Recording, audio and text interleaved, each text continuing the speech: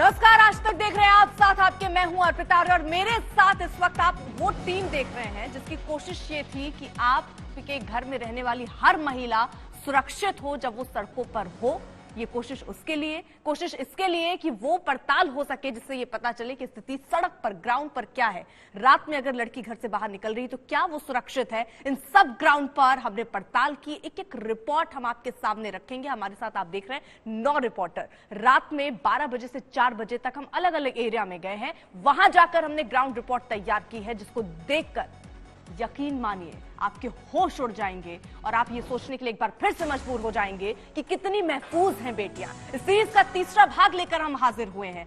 सबसे पहले आज तक ने दिल्ली के तमाम इलाकों में आधी रात की सुरक्षा की पड़ताल की थी, वो रिपोर्ट आपने देखी थी, आपने इसकी सराहना की, बहुत बहुत शुक्रिया। फिर हमने देश के 11 महानगरों का हाल आपको दिखाया था। आज हम आपको दिखाएंगे दिल्ली से सटे 4 शहरों का हाल जो एनसीआर का अहम हिस्सा है। नोएडा, गाजियाबाद, गुरुग्राम और फरीदाबाद में आज तक के 9 रिपोर्टर्स ने पूरी रात सड़कों पर सुरक्षा का हाल लिया, देखने की कोशिश की कि अगर किसी लड़की को आधी रात को मजबूरी में अकेले निकलना पड़े तो क्या ये बड़े शहर बेटियों के लिए सुरक्षित हैं। इसीलिए हम रात में सड़कों पर निकले, ये रिपोर्ट हमने आपके लिए तैयार की है। और क्या अनुभव रहे हमारे रिपोर्टर्स जब सड़क में निकले, वो भी हम आपके साथ साझा करेंगे। और इसीलिए हमने स्टूडियो में आज सभी को आमंत्रित भी किया है। मैंने खुद रात के 12 बजे से करीब 4 बजे तक हर जगह पर जाकर एक एक ग्राउंड पर रिपोर्ट चेक की है। हमारे साथ देखिए शशि मौजूद है, नवजोत हमारे साथ हैं, ऐश्वर्या हमारे साथ मौजूद है, मल्लिका हमारे साथ है, मिलन है, नितिन है और तेजश्री हमारे साथ इस वक्त हैं। और ये सब रिपोर्ट हम आपके सामने एक एक करके रखेंगे, जिसको देखने के बाद आप भी यकीन नहीं कर पाएंगे कि जो दावे होते रहे हैं मुस्तैदी की, पुलिस की तैनाती की, वो कितनी है, वो हम आपको दिखाएंगे। 12 बजे से करीब 4 बजे तक ग्रेटर नोएडा में मैं मौजूद थी, वहां का हाल सबसे पहले आपको हम दिखाते हैं। तमाम हिस्सों का हमने जायजा लिया, जो मैंने अपनी आंखों से देखा वो अब हम जरा आपको सबसे पहले इस रिपोर्ट के जरिए दिखाते हैं। घना कोहरा, सुनसान सड़क और रात का 12 बजे का वक्त। मौजूद हूं इस वक्त मैं ग्रेटर नोएडा में और हाल देखते हैं कि कितनी सुरक्षित है महिलाएं। आइए।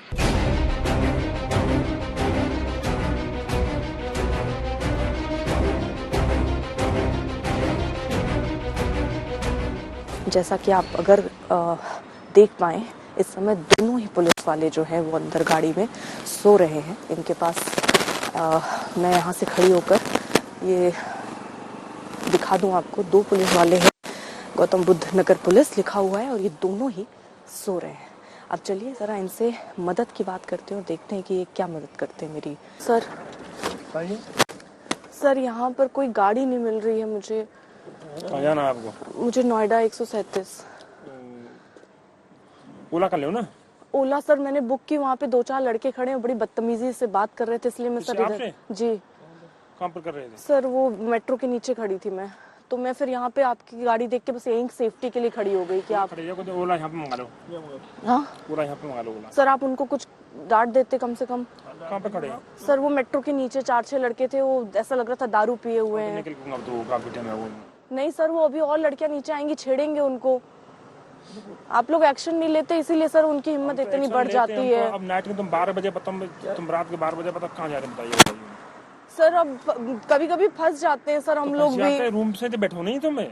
हाँ सर आप रूम से बैठो ना, तुम अभी जा रहे सभी। 1 मिनट से आवाज देख लगा लोगों।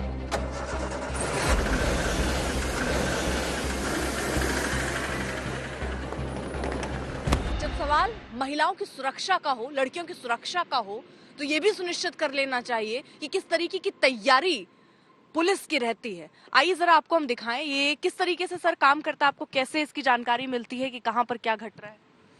जी मैडम, अगर कोई सूचना आती है वो होती है। मॉनिटर दिखा रहे थे, उस मॉनिटर वो कैसे काम करता है? ये हमारा मॉनिटर है और ये जितनी भी सूचनाएं आती हैं ये लखनऊ से आती हैं। दिखा दे। ये है। हाँ। ये इसे बोलते हैं MDT। हाँ। ये हमारी लखनऊ से कनेक्टिव होती है। हाँ। लखनऊ से ही जितनी भी सूचना जो भी आती हैं वो मैडम लखनऊ से हमें कंट्रोल रूम में आती है। तो ये 112 पे कॉल कीजिए तो आपको यहाँ पर मिलेगी और सीधे वहाँ से कनेक्टेड है। जी। अगर आप 112 पे कॉल करते हो तो आपकी लोकेशन उठा लेगा वो। और देखिए, जब मैं बात कर रही थी तो एक पीसीआर वैन भी यहाँ पर आती हुई नजर आ रही है। तो अलग अलग जगहों पर ये थाने की जिम्मेदारी बनती है पेट्रोलिंग करने की, तो पेट्रोलिंग भी हो रही है। आप देख रहे हैं लखनऊ से जो गाड़ी यहाँ पर तैनात की गई, जिसकी संख्या पुलिस के अधिकारी ने, जवान ने बताया कि कितनी है, वो भी मुस्तैद की गई है। तो फिलहाल ग्रेटर नोएडा में जहां पर हम हैं, तो यहाँ ये जरूर देखने को मिल रहा है कि पुलिस की गाड़ियां आप देख रहे हैं। ये पूरा जो है एरिया जो आप देखेंगे, तो यहाँ कॉलेज एरिया है, बच्चे यहाँ पर पढ़ने के लिए, क्योंकि पूरा इधर इसके पीछे रोड में जाएंगे तो ये ऐसा एरिया है जहां पर जो बच्चे हैं, जो पढ़ने के लिए छात्र छात्राएं आती हैं, वो नजर आते आपको दिखेंगे। तो इसीलिए यहाँ पर भी इस लिहाज से सुरक्षा बढ़ाई गई है। तस्वीरों में तो फिलहाल यही दिख रहा है।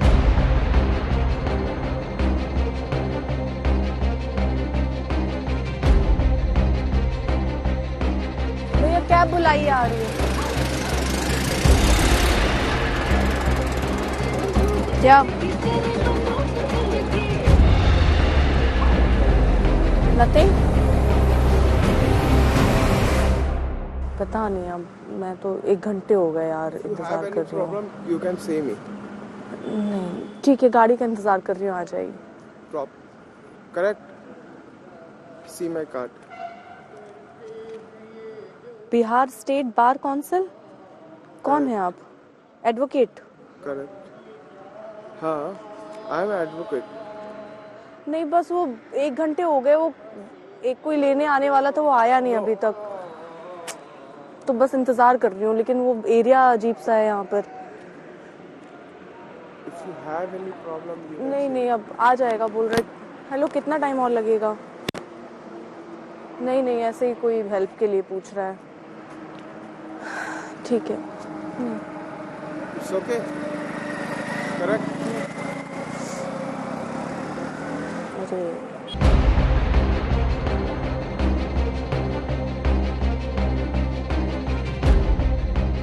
जी, गाड़ी हाँ आ रहा है कोई तो हाँ, कैब आ रही है। क्या? यहाँ पे सेफ्टी नहीं है ना, या ट्रैफिक पास हो रहे हो खड़े या क्लीननेस हो रहे हो। अच्छा बहुत देर तक खड़े, मैं भी अभी तक गया ना जब तक ठीक ठीक ऐसा होता है। ठीक। कोई दिक्कत तो नहीं होगा? नहीं नहीं, कोई दिक्कत नहीं। और कुछ प्रॉब्लम होगा? नहीं, कोई दिक्कत नहीं। तो बार बार मना करने के बाद एक ऑटो वाला, जैसा आप देख पा रहे हैं, वो बार बार इधर आता हुआ नजर आ रहा है। उसके अलावा ये उबर गाड़ी जो अब आ रही है, इसको भी मैंने 2 बार मना कर दिया, लेकिन बावजूद इसके ये मदद की गुहार कर रहे हैं। ऐसे में जब यहाँ पर आप पीसीआर वैन की आवाज जैसे इसने सुनी, ये इसने मेरे पास रोकने की वजह गाड़ी आगे निकाल दी है। एक पीसीआर वैन मेरे पीछे आप देख रहे हैं आकर खड़ी हुई है। अब देखना होगा कि वो आकर मुझसे पूछते हैं या नहीं पूछते हैं कि मुझे कोई दिक्कत है या नहीं है, एक अकेली लड़की क्यों खड़ी है। कुछ ही दूरी पर देखिए पीसीआर वैन है, लेकिन उसके बावजूद अभी तक मेरे पास तो ये पीसीआर वैन नहीं पहुंची। अब देखिए पुलिस के जवान उतर रहे हैं। क्या लड़कियों की सुरक्षा के लिए ये पेट्रोलिंग करते वक्त अगर किसी लड़की को देखते हैं तो उससे आके पूछते हैं कि कोई दिक्कत है, कोई समस्या है। पीसीआर वैन आके खड़ी ज़रूर हुई है और मुझे तकरीबन यहाँ पर 1 घंटे हो गए अभी तक खड़े हुए। कई गाड़ियाँ आई, बहुत सारी गाड़ियाँ हैं जो आगे जाकर अभी भी इंतज़ार कर रही हैं, खड़ी हैं। और जैसे पुलिस वाले जाएंगे फिर उसके बाद वो आकर यहाँ फिर वही सवाल कि मैं कहीं छोड़ दूँ, पूछते नज़र आएंगे। ये पुलिस के जवान हैं, मैं खड़ी हूँ, लेकिन मुझसे एक बार नहीं पूछ रहे, क्योंकि रात के समय 1:30 बज रहे हैं। अरे पेट में गैस बयानबाजी मत करो कुछ भी। क्या? ये सोच कह रहा हूँ, पेट में गैस बयानबाजी कुछ मत करो, तो छोड़ूंगा। क्या नहीं करूँ? पेट मेट्रो 37 से आओगे ना, हाँ, मतलब कोई तुम्हारे लिए डर जैसे तो वो टेंशन मत लो बिल्कुल भी, आपको तुरंत छोड़ूंगा। बताओ। नहीं नहीं भैया, वैसे ना वो गाड़ी ऑफिस से आएगी, वो ज्यादा सेफ होगी ना। अब आप लोग के साथ कैसे जाएं? नहीं तो वही तो मैं आपसे बोल रहा हूँ, पेट में कोई डर वाली बात मत करो। नहीं नहीं भैया, फिर ऑफिस वाले भेज रहे हैं, गाड़ी लेट हो गई है, बस अभी तक आई नहीं है, बस आ जाए तो निकलते हैं। आ रही होगी तो ठीक है, ना आ रही हो तो तुरंत छोड़ दूंगा। मेट्रो से 250 रुपये देने पड़ेंगे आपको। नहीं कैसे खरीदते हैं? सर, कैब का इंतजार कर रहे हैं। क्या करिए करें, तो थोड़ा सा सेफ हो जाओ। उधर की हमारी गाड़ी खड़ी है, रहेगी, आप ला लीजिए क्या कर रहा हूँ। ठीक। प्रॉब्लम हो तो बताओ, अगर कुछ हमसे हेल्प चाहिए। नहीं नहीं सर, ठीक। मैं 1 घंटे से इस पिलर के पास खड़ी हूँ और इतनी गाड़ियां आकर मुझे छेड़ कर जा रही हैं, मुझे बोल रही हैं लिफ्ट दे दूं या मैडम कहाँ चलना है। आपके पास से भी तो गई थी इधर से। अरे अभी, लेकिन मैं 1 घंटे की बात कर रही हूँ। 1 घंटे पहले कहाँ आप लोग खड़े थे, यहीं पे खड़े, कोई मुझसे पूछने नहीं आया। नहीं, हम राउंड पे थे उस टाइम। हमें अरे राउंड, अगर एक लड़की ऐसे आप देख रहे हैं कोई लड़की नहीं है, अगर कोई लड़की खड़ी तो आप पूछेंगे ना कि तुम कोई दिक्कत है, कोई समस्या है। नहीं, बिल्कुल उन्होंने पूछा होगा आपको देख किसी ने नहीं पूछा कि आप लोग एक दूसरे के देख रहे थे कि वो पूछेंगे ये पूछेंगे। तो इन तस्वीरों को देखकर आप खुद ही समझ सकते हैं कि एक लड़की, एक महिला अपने आप को कितना सुरक्षित महसूस कर सकती है। कोई भी पुलिसकर्मी यहाँ पर नजर नहीं आ रहा है। समय और वक्त भी आपको बता दें, इस वक्त देखिए रात के 3:08 हो रहे हैं और ऐसे में ये पूरी चलती फिरती रोड है। यहाँ पर ये पुलिस स्टेशन, आपको बता दें इस एरिया में शायद ही एक ये चौकी, पुलिस चौकी बनाई गई है और उसके बावजूद यहाँ का हाल जरा आप देखिए। यहाँ पर अगर आपको कुछ दिखेगा, आइए जरा ये लीजिए, यहाँ अगर आप अंदर आते हैं तो आपको कुर्सियां दिख जाएंगी खाली, लेकिन पुलिस का कोई जवान यहाँ पर आपको एक आदमी यहाँ पर आपको नजर नहीं आएगा। ये दरवाजा है, ये दरवाजा लॉक है। कोई है अंदर? कोई अंदर है? तो ये हाल पुलिस चौकी का है जिसमें खाली कुर्सियां हैं। सिक्योरिटी के नाम पे अगर कोई चीख पुकार मचे तो क्या ये कुर्सियां ही उसकी रक्षा करेंगी? ये बड़ा प्रश्न और बड़ा सवाल खड़ा होता है तब जब देश में आपको जिम्मेदारी ये सौंपी गई है कि लड़कियां और महिलाएं सुरक्षित रहें। तब कुछ ऐसा हाल है। आज तक की लगातार ये कोशिश है कि हर महिला, हर लड़की सुरक्षित हो और जिसकी जिम्मेदारी है उसकी हम तस्वीर देखें कि वो अपनी जिम्मेदारी निभा भी रहा है या नहीं। कैमरामैन प्रदीप गुप्ता के साथ अर्पिता आर्या, आज तक। तो ये जो तस्वीर मैंने ग्रेटर नोएडा से देखी, यहाँ बैठे जितनी हम महिलाएं हैं या नितिन भी होंगे, उन्होंने, हम सब ने ये महसूस किया है कि हम बिल्कुल अपने आप को सुरक्षित नहीं मान रहे हैं, क्योंकि हर जगह पर कुछ ऐसी तस्वीरें, मदद के लिए आगे आ रहे हैं, लेकिन रात में अगर कोई मदद के लिए आता है तो वो क्या मदद होगी उसको एक्सपीरियंस कर सकते हैं। नहीं, लेकिन अर्पिता, जो आपके आगे पीछे हम गाड़ियां देख रहे थे, इजीली हम लोग इमेजिन कर सकते हैं कि उन लोग की इंटेंशन क्या रही होगी जो लोग गाड़ियों में आए। अब पुलिस वाले को आप कह रही हैं, मेरे को उस बात पे बड़ी आपत्ति हो रही है। वो पुलिस वाला कह रहे हैं कि आप घर बैठती, रूम में क्यों नहीं है? रूम में नहीं है मतलब हम ये बात समझ के चल रहे हैं कि वो यही कहना चाह रहा है कि आप 12 बजे क्या कर रहे हैं। भाई आप देखिए, हम सभी लोग मेरे ख्याल से, और बहुत सालों से हम मीडिया में, ऐसे बहुत सारे प्रोफेशंस है जहां पर 24/7 बहुत सारी महिलाओं को काम करना पड़ता है और आज में वो लोग जाते हैं। तो वही बात है। ठीक है, लेट नाइट काम करने का मतलब ये नहीं है ना कि आप किसी के साथ कुछ भी कहेंगे। और सबसे बुरी बात जो मैंने एक्सपीरियंस की कि मतलब नोएडा एक्सटेंशन के लिए जब आप निकलते हैं अपने ऑफिस से, तो लगभग 16-17 किलोमीटर दूर दूर तक आपको कोई नजर नहीं आएगा। कई जगह स्ट्रीट लाइट्स नहीं है, कई जगह कैमरे तो भूल जाइए, कहीं नहीं है एक्चुअली में। तो आपको क्या लगता है कि हमेशा जो सोसाइटीज के बाहर कैमरे लगे हुए हैं उनसे आप हेल्प लेंगे जब कुछ हो जाएगा? तो कहां से आप तमाम चीजों को, सुराग को तलाशेंगे? जहां पुलिस चौकी थी, एक पोस्ट हमको मिली, हमें लगा कि शायद यहाँ कोई बैठा हुआ मिलेगा। बैरिकेड्स लगे हुए थे बड़े बड़े, पर वो रोड से हटाए हुए थे और वहां पुलिस वाला सोया हुआ था, गहरी नींद में था। अर्पिता, लेकिन हम बहुत बार पुलिस वालों के बारे में बात करते हैं, पुलिस रिफॉर्म्स की हम बात नहीं करते हैं, जिसके बारे में हम बहुत सालों से सुनते आ रहे हैं। ये एक बड़ा मुद्दा है, क्योंकि जब मैं गई तो वहां पे भी पुलिस वाले कह रहे हैं मैम हम 24 संडे को, रविवार को हम 24-24 घंटे काम करते हैं। महीनों तो आप अगर इतना काम कर रहे हैं तो इंसान नींद ले सकता है ह्यूमन के तौर पर, एक इंसान के तौर पर। लेकिन मुझे लगता है कि उसके बारे में भी सोचना चाहिए। मिलन, कितने लोग, मतलब पुलिस कितनी भर्ती होनी चाहिए इलाके के हिसाब से, सिक्योरिटी के हिसाब से? आप इतनी मेहनत कराएंगे तो वो सोएगा ही, वो कैसे करेगा अपनी पूरी ड्यूटी इतनी ईमानदारी के साथ? नहीं, बिल्कुल देखिए, क्योंकि एक पुलिसकर्मी है, आप सोचिए कि अगर रात के 3 बज रहे हैं और कोहरा छा चुका है तो वो भी इंसान है। अगर वो 24 घंटे की ड्यूटी कर रहा है तो लाजमी है कि वो झपकी ले लेगा 3-4 बजे तक, लेकिन इतना ही समय लगता है कोई भी हादसा होने में। अर्पिता, मैं आपको एक बात बताता हूँ, आप लोग बोल रहे हैं,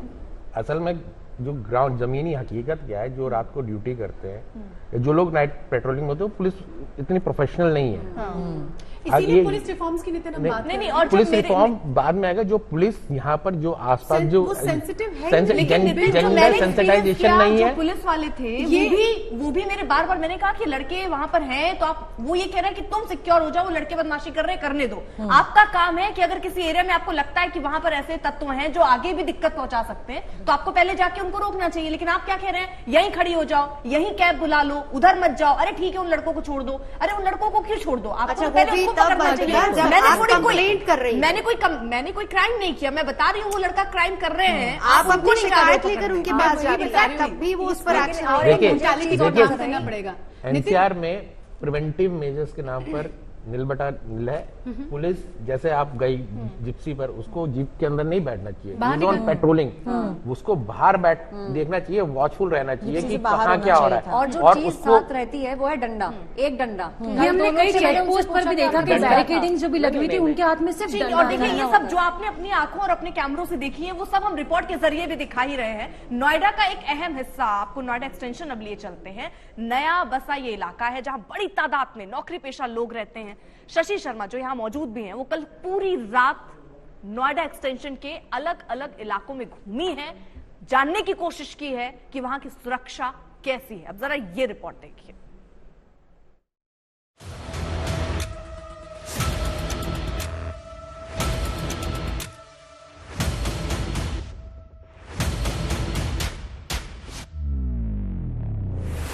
बारह बजकर 40 मिनट हो चुके हैं। नोएडा एक्सटेंशन एरिया में हमें बहुत लंबे स्ट्रेच तक यहाँ पर कोई पुलिस वाला, कोई पुलिस वैन आपको मौजूद नजर नहीं आएगी।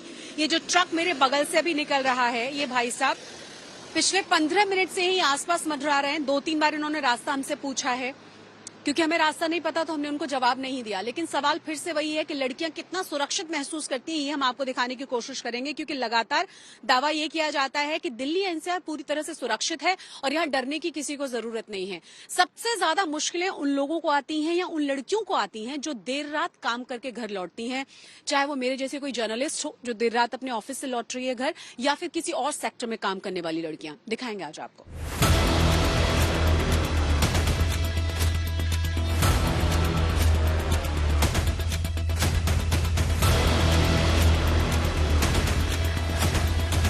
देश की राजधानी या फिर हम कह सकते हैं कि दिल्ली एनसीआर में कितनी महफूज हैं लड़कियां, इसी के बारे में हम लगातार आपको बता रहे हैं। और आप अंदाजा लगाइए कि मेरे ऑफिस यानी सेक्टर 16 से लेकर, नोएडा सेक्टर 16 से लेकर यहां तक पहुंचने में 12 से 13 किलोमीटर हम सफर तय कर चुके हैं। पिछले लगभग 1 घंटे से हम बिल्कुल यहीं आसपास हैं। ना हमें कोई पुलिस नजर आई, ना कोई गश्त करता हुआ नजर आया, ना कोई पुलिस की वैन थी। आप अंदाजा लगाइए, इतनी दूर से लेकर यहां तक पहुंचने में, अगर आप रात को लौट रहे हैं, अगर आपको लगे कि किसी भी तरह की मदद की आपको जरूरत है, तो कोई दूर दूर तक आपको नजर नहीं आएगा जिससे कि आप मदद मांग सकें, हेल्प ले सकें। हाँ, यहाँ पे कुछ एक आध मुझे शराब की बोतल अंकित जरूर दिखाएंगे, आपको नजर आई है तो आप देख सकते हैं कि ये तमाम चीजें आपको नजर आ जाएंगी, लेकिन जिसकी जरूरत है, जो आपको मदद कर सकता है, वो दूर दूर तक नजर नहीं आएगा। यहाँ क्योंकि हम बहुत देर से खड़े हुए हैं तो कई सारे लोगों ने रुककर पूछा है, कुछ बहाने बना के कोई रास्ता पूछने की कोशिश कर रहा है, कोई पूछ रहा है कि आप लोग क्या कर रहे हैं, लेकिन पुलिस वाला कम से कम कोई भी दूर दूर तक यहाँ पर नजर नहीं आ रहा। हम आगे भी आपको दिखाने की कोशिश करेंगे कि कितना लंबा और स्ट्रेच है जहां आपको किसी भी तरह की कोई सुरक्षा नहीं मिलेगी।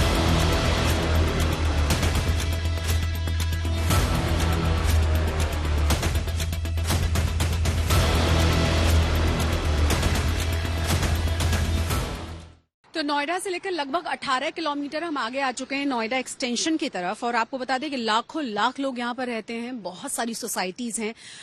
पूरे रास्ते में हमें कोई चेक पोस्ट नहीं मिला, पूरे रास्ते में हमें कोई पुलिस वाला नहीं मिला, कोई वैन हमें पीसीआर नहीं मिली, लेकिन यहाँ पर हमें बैरिकेड्स जरूर नजर आए और बैरिकेड्स भी हटाए हुए हैं। यानी ऐसा नहीं है कि यहाँ पर कोई पुलिस वाला खड़ा हुआ है, मुस्तैद है, नहीं।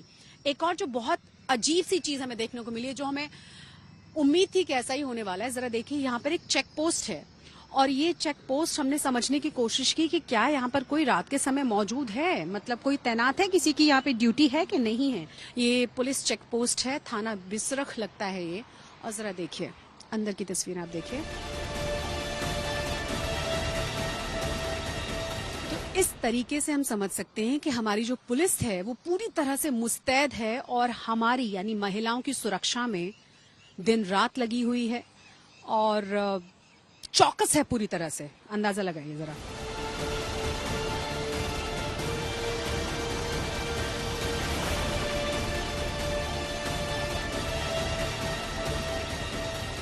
तो आप अंदाजा लगा सकते हैं कि कितना सुरक्षित रात को काम करने वाले लोग या रात को घर लौट कर आने वाले लोग महसूस करते होंगे दिल्ली एनसीआर में।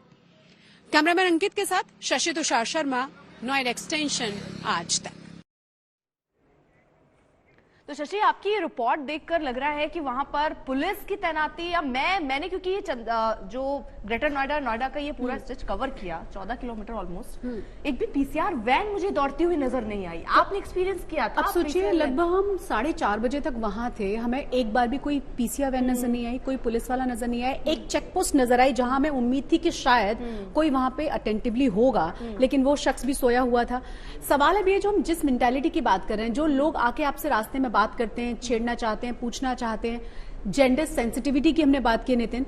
आप सोचिए, पुलिस वालों को लगता है, जब एक मेरी फ्रेंड ने शेयर किया कि एक एक्सीडेंट हुआ, जब उसने पुलिस वाले से बात करना शुरू किया तो पुलिस वाले ने उसको डांटा कि जब तुम्हारे साथ एक मेल मेंबर है तो तुम क्यों बात कर रही हो। मतलब उनकी समझ से आप कोई और हैं, दोयम दर्जे के इंसान हैं, और आप कैसे बात कर सकते हैं, ये दिन की घटना है। तो आप समझ सकते हैं कि लड़कियों के लिए किस तरीके की सोच है, और वो सोसाइटी का प्रॉब्लम है। फिर से हम वही कहेंगे कि आपको घर से शुरुआत करने की जरूरत है। सारी मदर्स को अपने बेटों को समझाइए कि कहाँ जा रहे हैं, क्यों जा रहे हैं, क्या कर रहे हैं, और फेवर मत करिए उनका आंखें बंद करके। शशि, आपकी रिपोर्ट में जो एक तस्वीर हमने देखी कि सोए हुए थे वहां पर पुलिस जवान, ऐसी ही तस्वीर मेरी रिपोर्ट पे भी हम आपको दिखाएंगे। और जो हम बात कर रहे हैं लगातार, जो नवजोत ने भी पॉइंट आउट की, सबसे ज्यादा अनफॉर्चुनेट और मुझे लगता है विडंबना ही यही है कि मॉरल पुलिसिंग शुरू हो जाती है। अगर लड़की कोई रात को बाहर है तो उसी से सवाल पूछे जाते हैं कि आप रात को क्या कर रहे हैं। किसी की कोई मजबूरी भी हो सकती है। अगर कोई लड़की किसी मजबूरी से बाहर खड़ी है तो उसकी मदद करने के बजाय आप उससे उल्टे सीधे सवाल पूछेंगे। असल में सोच ये है कि रात को जो लड़की सड़क पर होती है, तैयार होकर अगर वो सड़क पर खड़ी है, तो उसका इरादा कुछ गलत है। बिल्कुल गलत है। लेकिन हम कितना आगे बढ़ गए हैं। सोच रहे थे इस पर भी। हम आगे देखिए, जो रिपोर्ट है वो दिखा रहे हैं आपको, उसका सिलसिला नहीं तोड़ रहे। नोएडा का फिल्म सिटी इलाका, तमाम न्यूज चैनलों जहां पर ऑफिस है, जहां नोएडा एक्सप्रेसवे, दिल्ली से आगरा जाने का अहम मार्ग, इन स्ट्रेच पर आधी रात को कितनी महफूज है बेटियां, इसका रियलिटी चेक किया है ऐश्वर्या पालीवाल ने। साथ में बैठी है, क्या एक्सपीरियंस उन्होंने किया वो भी आपको बताएंगे, लेकिन सबसे पहले आपको ये रिपोर्ट दिखाते हैं।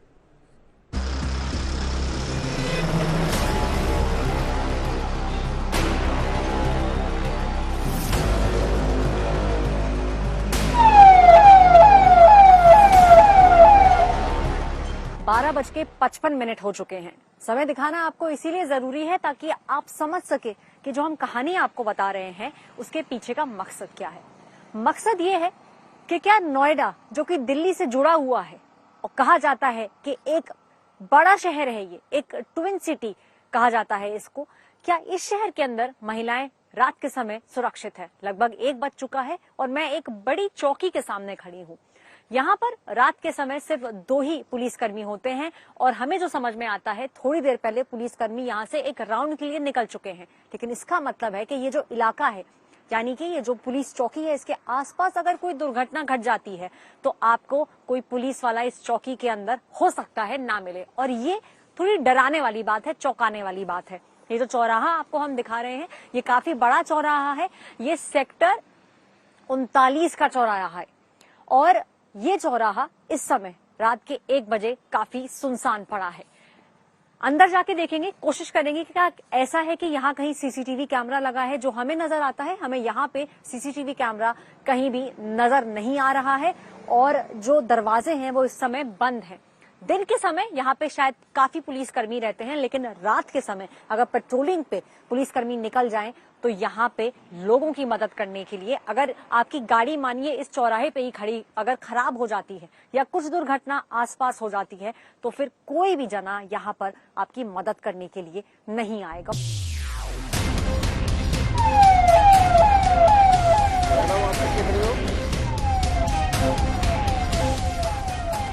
रात को 1:45 हो रहे हैं और मैं नोएडा के सेक्टर 41 की पुलिस चौकी के सामने खड़ी हूँ। मैं यहाँ पिछले 20 से 25 मिनट से खड़ी हूँ और ये इंतजार कर रही हूँ कि हो सकता है कि एक महिला को अकेला देखकर जो पुलिसकर्मी शायद जो पुलिस चौकी के अंदर हैं वो बाहर आके ये जानने की कोशिश करें कि मैं यहाँ अकेली क्यों खड़ी हूँ, लेकिन ऐसा अभी तक नहीं हुआ है। सवाल इस पे जरूर उठाया जा सकता है कि अगर किसी की भी गाड़ी खराब हो जाती है, आप किसी समस्या में पड़ जाते हैं या अगर आप किसी समस्या से भागकर अगर पुलिस चौकी तक पहुंचते हैं तो पुलिसकर्मी चौकी से निकलकर बाहर आके सूझबूझ क्यों नहीं ले रहे हैं। और इसका एक मतलब और है कि शायद यहाँ पे कहीं सीसीटीवी कैमरा भी नहीं है जिसकी मॉनिटरिंग हो रही हो।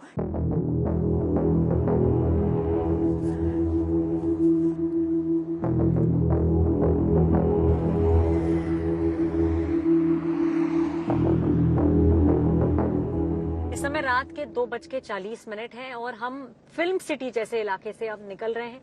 नोएडा की गलियां छानेंगे, देखेंगे कि कितने पुलिसकर्मी तैनात हैं, कितनी पीसीआर वैन्स तैनात हैं।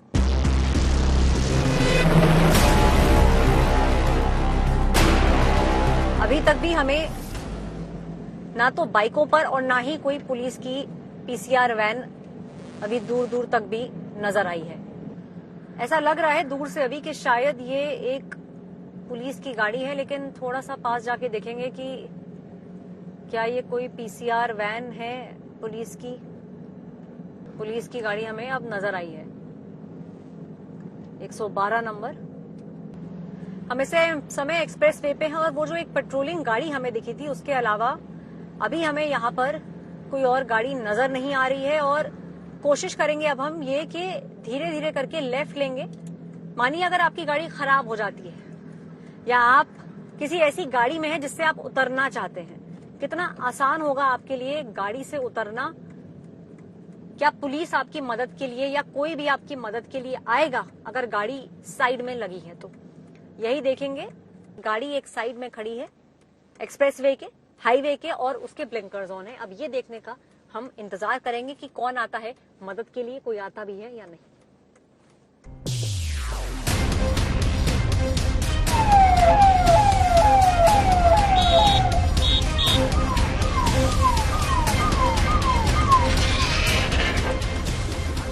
क्योंकि ये पुलिस की वैन हमारे पीछे पीछे ही थी, तो जब हमने अपनी गाड़ी को रोका, इंडिकेटर ये ऑन, ब्लिंकर्स ऑन करके, तो वो आए और उन्होंने हमसे ये पूछा कि दिक्कत क्या है। जब हमने बताया कि शूट हो रहा है तो उन्होंने बोला कि ये समय कोहरे का होता है और कई बार यहाँ पे दुर्घटना भी हो जाती है, तो गाड़ी संभाल के चलाने की जरूरत है और इनका जो राउंड है वो हर 2 घंटे में लगता है। हमसे पूछताछ करके ये जानकर कि हम शूट कर रहे हैं, वो पुलिस की वैन अब आगे निकल चुकी है।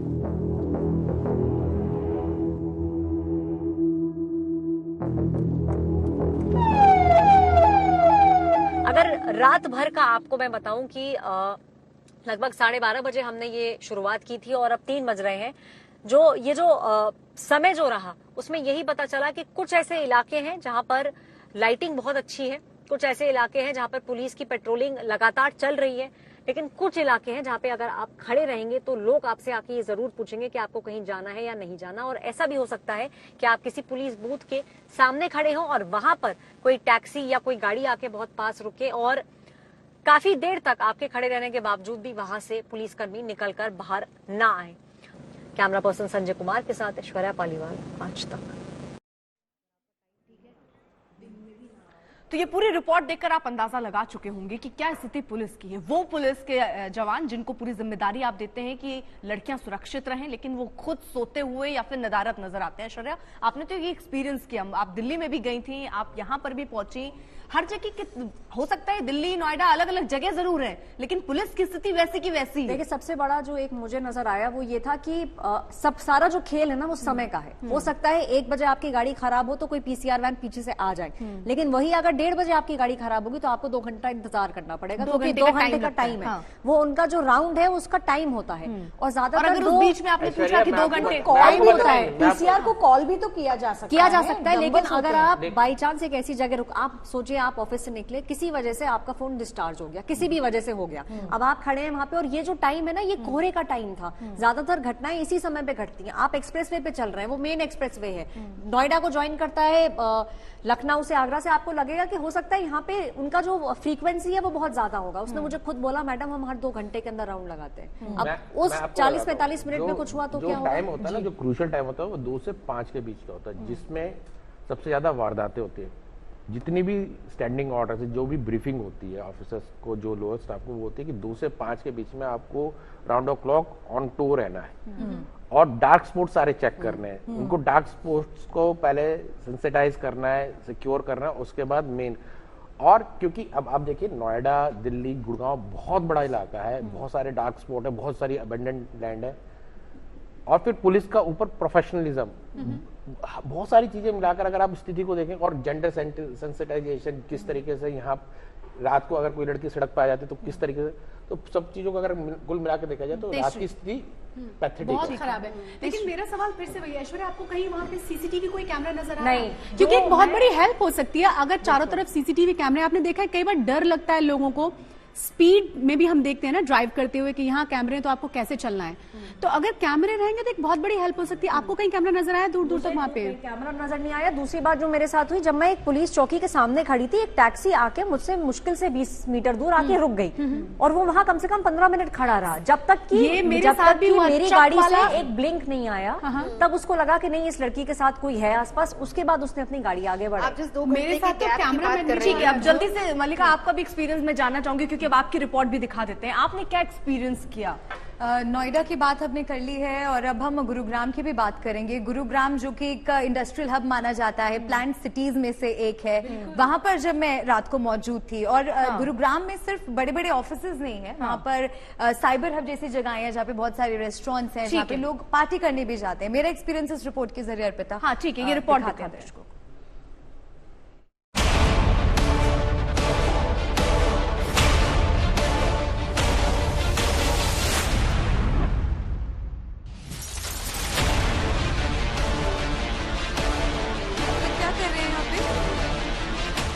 गुरुग्राम की ये सड़क बेटियों के लिए कितनी महफूज है, इसका रियलिटी चेक करने के लिए मैं यानी मल्लिका मल्होत्रा आधी रात के बाद इस रास्ते पर निकल पड़ी। आपको अकेले डर नहीं लग रहा है? गाड़ी के लिए आप खड़े हैं, सिर्फ आपसे बात कर रहे हैं, आप घबराइए मत। ये रास्ता एयरपोर्ट को जाता है और इस वजह से पूरी रात इस पर ठीक ठाक ट्रैफिक रहता है। अपने मॉल और पॉश इलाकों के लिए मशहूर गुरुग्राम रोशनी से जगमगाता था, मगर इस जगमगाहट के बीच अपराध भी पलता है, जिसका चेहरा अंधेरे में और भी खौफनाक हो जाता है।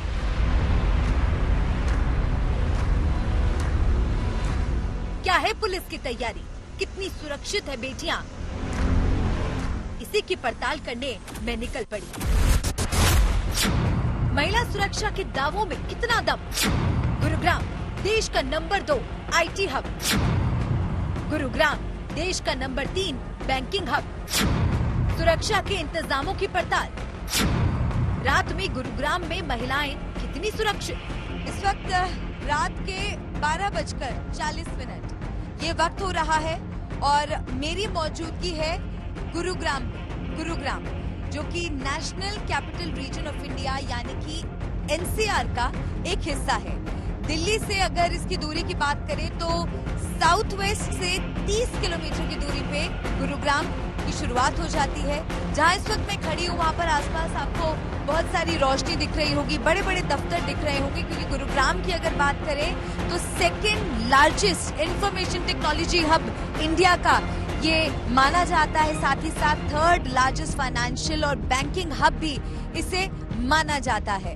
हम रात के अंधेरे में जागे हैं ताकि आप चैन की नींद सो सके। मैं और मेरी तमाम महिला सहयोगी ये जानने की कोशिश कर रहे हैं दिल्ली के बाद NCR में जो महिलाओं की सुरक्षा को लेकर दावे किए जाते हैं उनमें कितना दम है। एक महिला रात के अंधेरे में गुरुग्राम में अपने आप को कितना सुरक्षित महसूस करती है, करेंगे इसकी पड़ताल। मैं जब गुरुग्राम की रोशनी से नहाई सड़कों पर और बड़ी बड़ी इमारतों के बीच से होकर आगे बढ़ी तो ट्रैफिक ठीक ठाक नजर आया, लेकिन रास्ते में कोई PCR वैन या चेक पोस्ट नजर नहीं आया और जब नजर आया तो अंधेरे में डूबा था। तो रात का करीब 1 बज रहा है और ये सड़क सीधा मेहरौली की तरफ जाती है और सिकंदरपुर भी यहाँ आसपास ही है, क्योंकि हम यहाँ से गुजर रहे थे और एक पुलिस चौकी देखी तो अंदर भी हमने झांक कर देखा तो आप जैसे कि देख सकते हैं अंदर तो पुलिस ऑफिसर्स मौजूद नहीं है। महिला हेल्पलाइन नंबर इस पर लिखा हुआ है 1091 Gurugram police, child helpline number भी दिया गया है 1098, लेकिन पुलिस अफसर अंदर मुझे नजर नहीं आए। लेकिन जब सड़क के इस तरफ देखा तो यहाँ पर एक पुलिस PCR खड़ी थी और 3 यहाँ पर हमारे पुलिस के जवान मौजूद हैं। ये हम निकलते सुबह 4 बजे तक इधर रहे। आप सारी रात आपकी तैनाती यही होती है या फिर आप पेट्रोलिंग के लिए भी निकलते हैं? नहीं मैम, हमारे पास जो हमारा जो गाड़ी में सिस्टम लगा हुआ है उस पर कंप्लेंट वगैरह आती है, तो हम चले जाते हैं, नहीं तो फिर हमारा पॉइंट ही यही है। अभी पेट्रोलिंग करके आए हैं, अभी हम पॉइंट पे आ गए हैं। कोई एक कंप्लेंट आई थी, हम DLF फेस 1 की, हम उधर गए थे।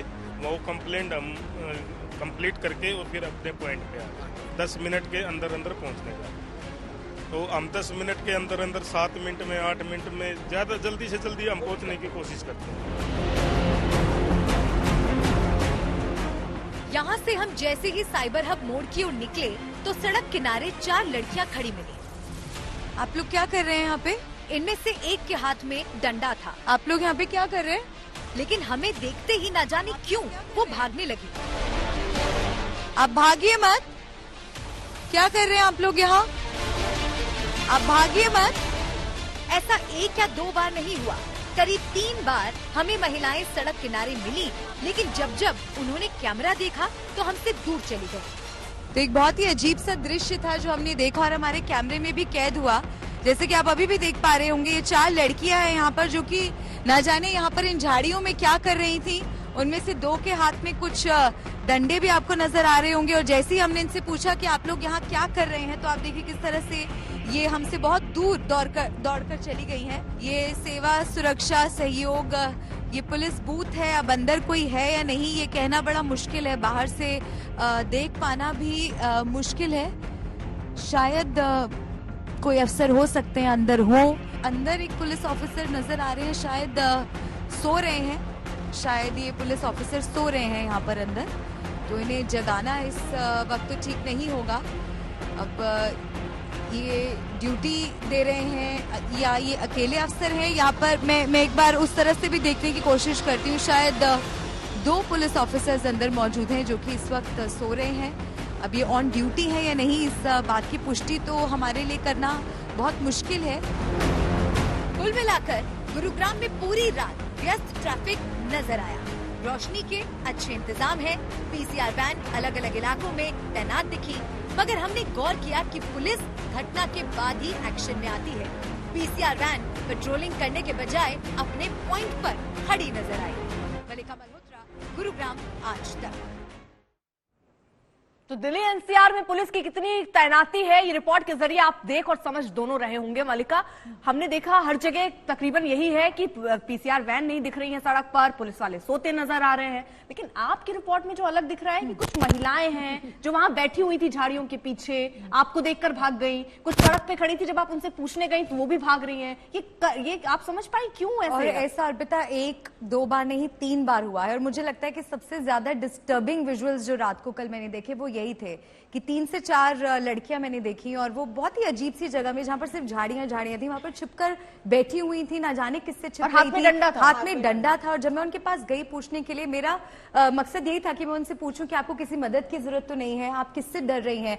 जैसे ही उन्होंने कैमरा देखा, मेरे हाथ में माइक देखा, वो वहां से एकदम भाग निकली। मैंने उन्हें आवाज देने की भी कोशिश की पर वो रुकी नहीं। फिर दोबारा ऐसा हुआ कि 3 से 4 महिलाएं खड़ी हुई थी। मैंने उनसे पूछा, आप इतनी देर रात, क्योंकि 2 बज रहे थे उस वक्त, कि आप लोग यहाँ खड़ी हैं, आपको किसी तरह की मदद की जरूरत तो नहीं है? तो उनमें से किसी एक ने कहा कि नहीं, मैं अपनी कैब का इंतजार कर रही हूँ। और ऐसा भागी कि आप पूछे नहीं। और जिस तरह से ये विजुअल आपकी भी रिपोर्ट में हमने देखा, ये भी बहुत मुझे खराब लगा कि पुलिस चौकी में आप देखिए किस तरह से हम समझते हैं कि वो भी इंसान है, सर्दी की रात है, लेकिन उनकी अगर ड्यूटी का वक्त है तो वो कैसे सो सकते हैं? ये बहुत बड़ा और सोने की बात छोड़िए, बाकायदा उन्होंने नीचे दरी बिछाई, खुद लेटे हैं, ऊपर भी अपना उन्होंने जो है कंबल ओढ़कर, वो जैसे घर में आराम करते हैं वैसे ड्यूटी में आराम कर रहे हैं। तो ये तो तस्वीर पुलिस वालों की है। लेकिन नवजोत में अलॉट की जरा मिलन की रिपोर्ट दिखा देते हैं। गुरुग्राम में बिल्कुल, और वो एरिया बहुत बिजी था नवजोत में, जैसे कि रिपोर्ट में कुछ भाग हमने नहीं भी दिखाया है। ठीक है, एक जल्दी से रिपोर्ट मिलन की भी है, वो भी दिखा देते हैं। कल रात कई इलाकों का हमारे सहयोगी मिलन ने भी जायजा लिया जो कि गुरुग्राम में ही है। तमाम सुरक्षा दावों के बावजूद उन्होंने पाया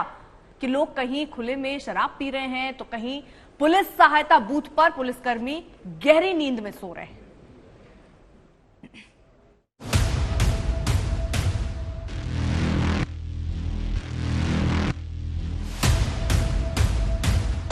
गुरुग्राम में संगीन अपराधों के अलावा मॉल के बाहर हुड़दंग और मारपीट की घटनाएं अक्सर सामने आती हैं। इससे बेटियों की सुरक्षा अक्सर खतरे में पड़ जाती है। आज तक संवाददाता मिलन शर्मा सुरक्षा का जायजा लेने निकली तो उनका पहला पड़ाव था सहारा मॉल। वक्त हो रहा था रात के करीब 1:05 का। रात के 1:10 हो रहे हैं और इस वक्त हम सहारा मॉल के इलाके के पास खड़े हैं। गुड़गांव अक्सर अपनी नाइट लाइफ के लिए जाना जाता है, तो बशर्ते सिक्योरिटी यहाँ पर इस वक्त हमें दिखाई दे रही है। ये एक पीसीआर वैन है और इससे ये पीसीआर वैन यहाँ से राउंड लेकर जगह जगह जा रही है। इस पीसीआर वैन ने जब हमारा कैमरा देखा तो दोबारा अब राउंड लेने के लिए निकल चुकी है। दरअसल इससे पहले हमने अपने कैमरे में यहाँ बाहर ही शराब पीते लोगों के विजुअल कैद किए थे। उसके बाद हमने पुलिस से सवाल किया था। यहाँ लोग बाहर ही शराब पीते मिले, पास ही पीसीआर वैन भी खड़ी थी। तो यहाँ तो लोग खुलेआम शराब पी रहे हैं बाहर। कहाँ पे? उस तरफ जहाँ पे 4 AM लगा हुआ है। ये ठेके के पास? हाँ। नहीं, खुलेआम तो नहीं पी रहे, अंदर वो मचान टाइप में बना रखा, उधर बैठे हुए। अच्छा, मचान में अलाउड है? इस सवाल पर पुलिसकर्मी की बोलती बंद हो गई और कुछ ही देर बाद वो अपनी पीसीआर वैन लेकर उस ठेके पर पहुंचे। यहाँ पे पूरा सजा हुआ था, हमारे पास तो कैमरे में शॉट्स नहीं, आपके पास हो गया, हम इसलिए आए हैं, बाहर तो हमको मिला नहीं। ये हमारे कैमरे में हम आपके बताने के बाद ही आए थे। हमने तो इधर कोई मिला नहीं मैडम, और वही देखने आए थे। चले गए भगा? मैंने कहा मंगाए थे, मतलब बंद। मैं पूछने आया था भी किसके आदेश से, कितने बजे तक? 4 बजे तक आदेश है ठेके के। नहीं, ये तो ठीक है, लेकिन बाहर तो पीने के आदेश नहीं है ना? क्लब वगैरह में तो पार्टी कर सकते हैं। क्लब तो वगैरह में पार्टी कर सकते हैं। मैं तो कोई इधर भी दिखाई नहीं दिया, हम इसलिए गश्त पे आए थे। ये महिला पीसीआर वैन है, दुर्गा शक्ति पीसीआर वैन, जो महिलाओं की सुरक्षा के लिए है। लेकिन पीसीआर वैन के रहते लोग खुले में शराब पीते मिले। इसमें एक महिला पुलिसकर्मी भी ड्यूटी पर है। सुनिए, देर रात घूमती लड़कियों को वो क्या हिदायत देती है। यहाँ पर मैंने महिला और लड़कियाँ नहीं देखी घूमती हुई इस वक्त रात को। रात के 1-1:30 बज रहा है अब। आज तो कोई नहीं इधर दिखाई दे रहा। कोई एक आध ऐसे आती रहती है बाहर से, तो उनको बोल देते भाई नाइट के टाइम में अपने घर टाइम से घर चले जाओ अपने, तो ऐसे समझा देते हैं उनको, ऐसे नाइट में मत घूमा करो। यहाँ से मिलन शर्मा अगली जगह के लिए निकली। वो सेक्टर 15 के गूगल ऑफिस पहुँची। यहाँ उन्होंने पहले एक अंधेरे फ्लाईओवर का जायजा लिया। हम राजीव चौक के फ्लाईओवर के नीचे खड़े हैं और क्योंकि मेरे कैमरे की लाइट इस वक्त ऑन है, आपको थोड़ी रोशनी दिख रही होगी, लेकिन यहाँ पर मैं आपको दिखाऊं तो बिल्कुल भी यहाँ पर स्ट्रीट लाइट्स नहीं चल रही हैं। 2 स्ट्रीट लाइट इस तरफ हैं और ये पूरा रास्ता जो है इतना सुनसान है, इसके बावजूद कि यहाँ पर बड़े बड़े मल्टीनेशनल कंपनीज के जो दफ्तर हैं बस 50 मीटर की दूरी पे हैं। और यहाँ पर जो लोग काम करते हैं उनसे हमने बात की, उनका यही कहना है कि लगातार यहाँ आए दिन स्नैचिंग या फिर चोरी चकारी के जो हादसे हैं वो होते रहते हैं और ऐसी सड़कों से तो लड़कियां बिल्कुल ही रात के समय नहीं आती हैं। जिन लड़कियों से हमने बात की, उनका कहना था कि रात की क्या कहें, लोग दिन में भी भद्दे कमेंट पास करने से नहीं चूकते। You can see people are actually traveling on this road, but I wouldn't be comfortable just standing. Yes, and it's pretty. Even on this road, for that matter. It's a big highway, so it is not very safe for women to kind of walk down. Even now, we too are walking down. I don't think we would come alone. Yeah. Yes. Okay. So, be it any time of the hour, this time or early morning, or even in the evening as well. Even in the early morning, in the daylight. What happens here during daylight? So. And all those things. People will start passing comments. Yeah. And another thing is, if you're traveling by car or anything, they'll stop by, make comments. इस वक्त रात के 2:16 हो रहे हैं और गुड़गांव में अगर हम आपको हालात बताएं तो पूरी सड़क जहां पर कोई भी स्ट्रीट लाइट नहीं चल रही है इस वक्त, ये पूरी सड़क सुनसान है और यहाँ पर एक डार्क स्पॉट बना हुआ है। अगर यहाँ पर गाड़ी रुकती है तो यहाँ कुछ भी हो सकता है। और राजीव चौक फ्लाईओवर और एक बहुत ही प्रोमिनेंट इंटरसेक्शन पे ये पुलिस बूथ बना हुआ है जो एकदम खाली और बंद दिखाई दे रहा है। गुरुग्राम पुलिस की तरफ से ये असिस्टेंस बूथ यहाँ पर बना हुआ है। भैया कोई है अंदर? जी, आप लोग सो रहे थे क्या? हाँ? लाइटें ऑफ हैं, मैं बाहर से खटखटा रही थी। तभी तो हम निकले बाहर। आप लोग सो रहे थे सर, मैं बहुत टाइम से खटखटा रही हूँ। अभी व्हीकल थोड़ा डाउन हुआ था तो अंदर चले गए। अच्छा। उनके चेहरे, अंदर का हाल और अस्त व्यस्त कपड़े बता रहे हैं कि वो ड्यूटी पर सो रहे थे। इतनी देर में बाहर कोई हादसा हो जाता तो क्या होता? हादसा होगा तो हम आएंगे नहीं। कैसे आएंगे? आप लोग तो सो रहे थे अंदर और एक नहीं तीन लोग हैं अंदर। राजीव चौक फ्लाईओवर के नीचे जब हम इस पुलिस असिस्टेंस बूथ पर पहुंचे तो यहाँ के सारे पुलिसकर्मी सोते हुए दिखाई दिए। अंदर से दरवाजा बंद था, हमने दरवाजा खटखटाने की कोशिश की, उसके बाद ये पुलिसकर्मी जागे और यहाँ पर पेट्रोलिंग करते अब दिख रहे हैं।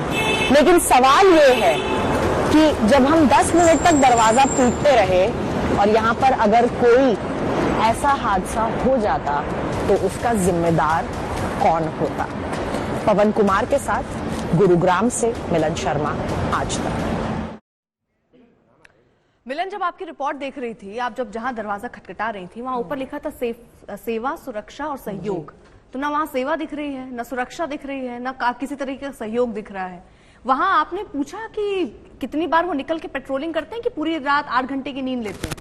ये देखिए, यही तो सवाल है, क्योंकि आप ऑन ड्यूटी सो रहे हैं। राजीव चौक का ये मेन इंटरसेक्शन है जहां से कई गाड़ियां निकलती हैं। जिस तरीके का हादसा कंजावाला में हुआ है, 1-2 मिनट तो लगा होगा उस गाड़ी को, लड़की को घसीटते हुए वहां से ले जाने में। तो यहाँ पर भी वही सिचुएशन देखने को मिली जब 4 मुश्तंडे पुलिस कर्मी अंदर सो रहे हैं, दरवाजा बाहर से बंद है, लाइटें तक ऑफ हैं और कोई लड़की वहां पर अगर मदद मांग रही है और आप दरवाजा ही नहीं खोल रहे हैं वक्त पर, तो 1 मिनट तो लगता है कोई भी हादसा होने। बिल्कुल, मैं 2 बातें फटाफट यहाँ पर बोलना चाहती हूँ, क्योंकि हम एनसीआर की बात कर रहे हैं, हमने नोएडा की बात की, हमने गुरुग्राम की बात की। हमें समझना होगा कि ये ऐसे हिस्से हैं जहां पर लोग सिर्फ दिल्ली से नहीं, देश से, पूरे देश भर से लोग यहाँ पर आते हैं संभावनाएं तलाशने के लिए, नौकरी करने के लिए। हम बेटी बचाओ बेटी पढ़ाओ की बात करते हैं, हम महिला सशक्तिकरण की बात करते हैं, हम चाहते हैं कि हमारी बेटियां भी बेटों के साथ कंधा से कंधा मिलाकर चले, लेकिन ऐसे माहौल में क्या वो संभव है? और इतने बड़े बड़े ऑफिसेज है और हर तरह की शिफ्ट्स होती हैं। आपने सुना कि मैं जिन लड़कियों से बात कर रही थी वो इस दुनिया के सबसे बड़े IT ऑफिस में काम करती हैं, और क्योंकि वो नाइट शिफ्ट कर रही हैं, उन्होंने ये साफ कह दिया कि हम दिन में तो बाहर निकलने की सोच ही नहीं सकते, अकेले तो कभी नहीं सोच सकते, और क्योंकि जस्ट ऑफिस के नीचे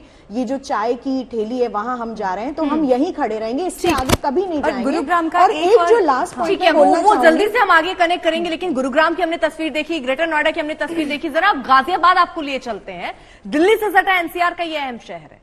यहाँ बेटियों की सुरक्षा का जायजा लेने निकले हमारे सहयोगी आशुतोष मिश्रा। आशुतोष ने क्या देखा उस रिपोर्ट के जरिए आपको दिखाते हैं।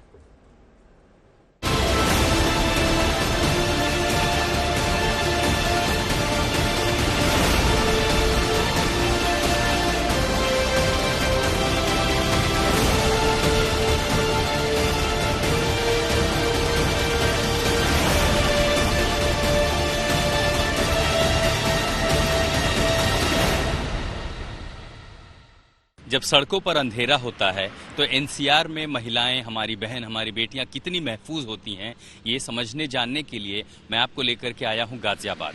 अब गाजियाबाद में और अंदर हम दूसरे इलाकों में जाएं उसके पहले मैं शुरुआत करता हूं बहरामपुर से। बहरामपुर जाने के पहले आपको ये भी बता दूं कि जिस जगह पर मैं खड़ा हूं, यहाँ इस समय मेरी घड़ी में समय क्या हो रहा है। घड़ी समय बता रही है 12:29, यानी ठीक 12:30 बजे का ये समय है।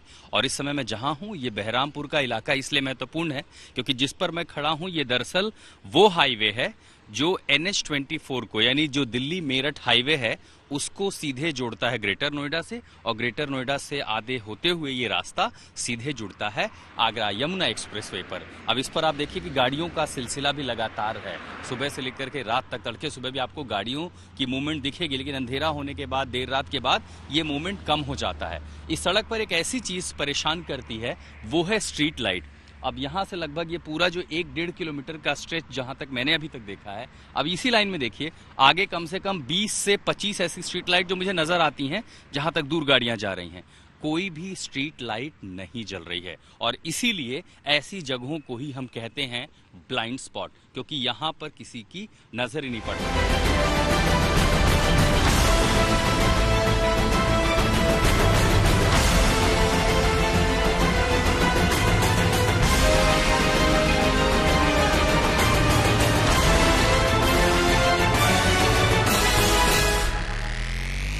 जी सर। कितनी देर से? सर 8 बजे से ड्यूटी उनकी स्टार्ट हो जाती है सर। ठीक है। नाइट में अगर मान लीजिए कोई मदद मांगता है, कोई कॉल करता है, तो कितनी देर में आप लोग पहुंच जाते हैं? नाइट में तो पहले तो अगर कॉल करेगा तो 112 पे कॉल करेगी तो 112 पहुंच जाएगी आपको। तो कितनी देर में पहुंच जाते हैं? 10 से 15 मिनट। एक अच्छी चीज दिखी है, लोग यहाँ ड्यूटी पर हैं, मौजूद हैं थाने में, 2-4 लोग बाहर भी हैं। ये भी बताया गया कि 10 पेट्रोलिंग व्हीकल, अच्छा ये थी कि चीता व्हीकल भी है, और अभी ये जनाब पेट्रोलिंग से आ रहे। आप कहाँ गए थे पेट्रोल करने? मैं सर हमारा सिद्धार्थ विहार क्षेत्र पड़ता है, एक एक्सीडेंट हो गया था, उसे लेके आ रहा हूँ। अच्छा देखिए, अभी एक घटना हुई है, कोई एक्सीडेंट हुआ है, तो ये पेट्रोल की जो टीम है वही मदद करने पहुंची थी, गाड़ी लेकर के आई है। और जो घायल है वो कहाँ है? पहुंचा दिया अपने अस्पताल को? अस्पताल। तो जो घायल थे उनको अस्पताल ले जाया गया है। अब जब गाजियाबाद में देखिए, एक तस्वीर हमें कम से कम अच्छी दिखाई पड़ती है कि अब जैसा बताया भी गया, अगर आप 112 पे फोन करते हैं, कोई महिला मुश्किल में है खासकर, तो मदद पहुंच जाएगी। 10 यूनिट बता रहे हैं रात को ड्यूटी पर है। एक बाइक मेरे ठीक सामने अभी यहाँ थाने पर पहुंची है, यहाँ लोग भी मौजूद हैं, सोते हुए लोग दिखाई नहीं पड़े हैं। ये एक अच्छी तस्वीर है कम से कम इस इलाके के लिए, जहाँ ये विजयनगर थाना की जो सीमा आती है।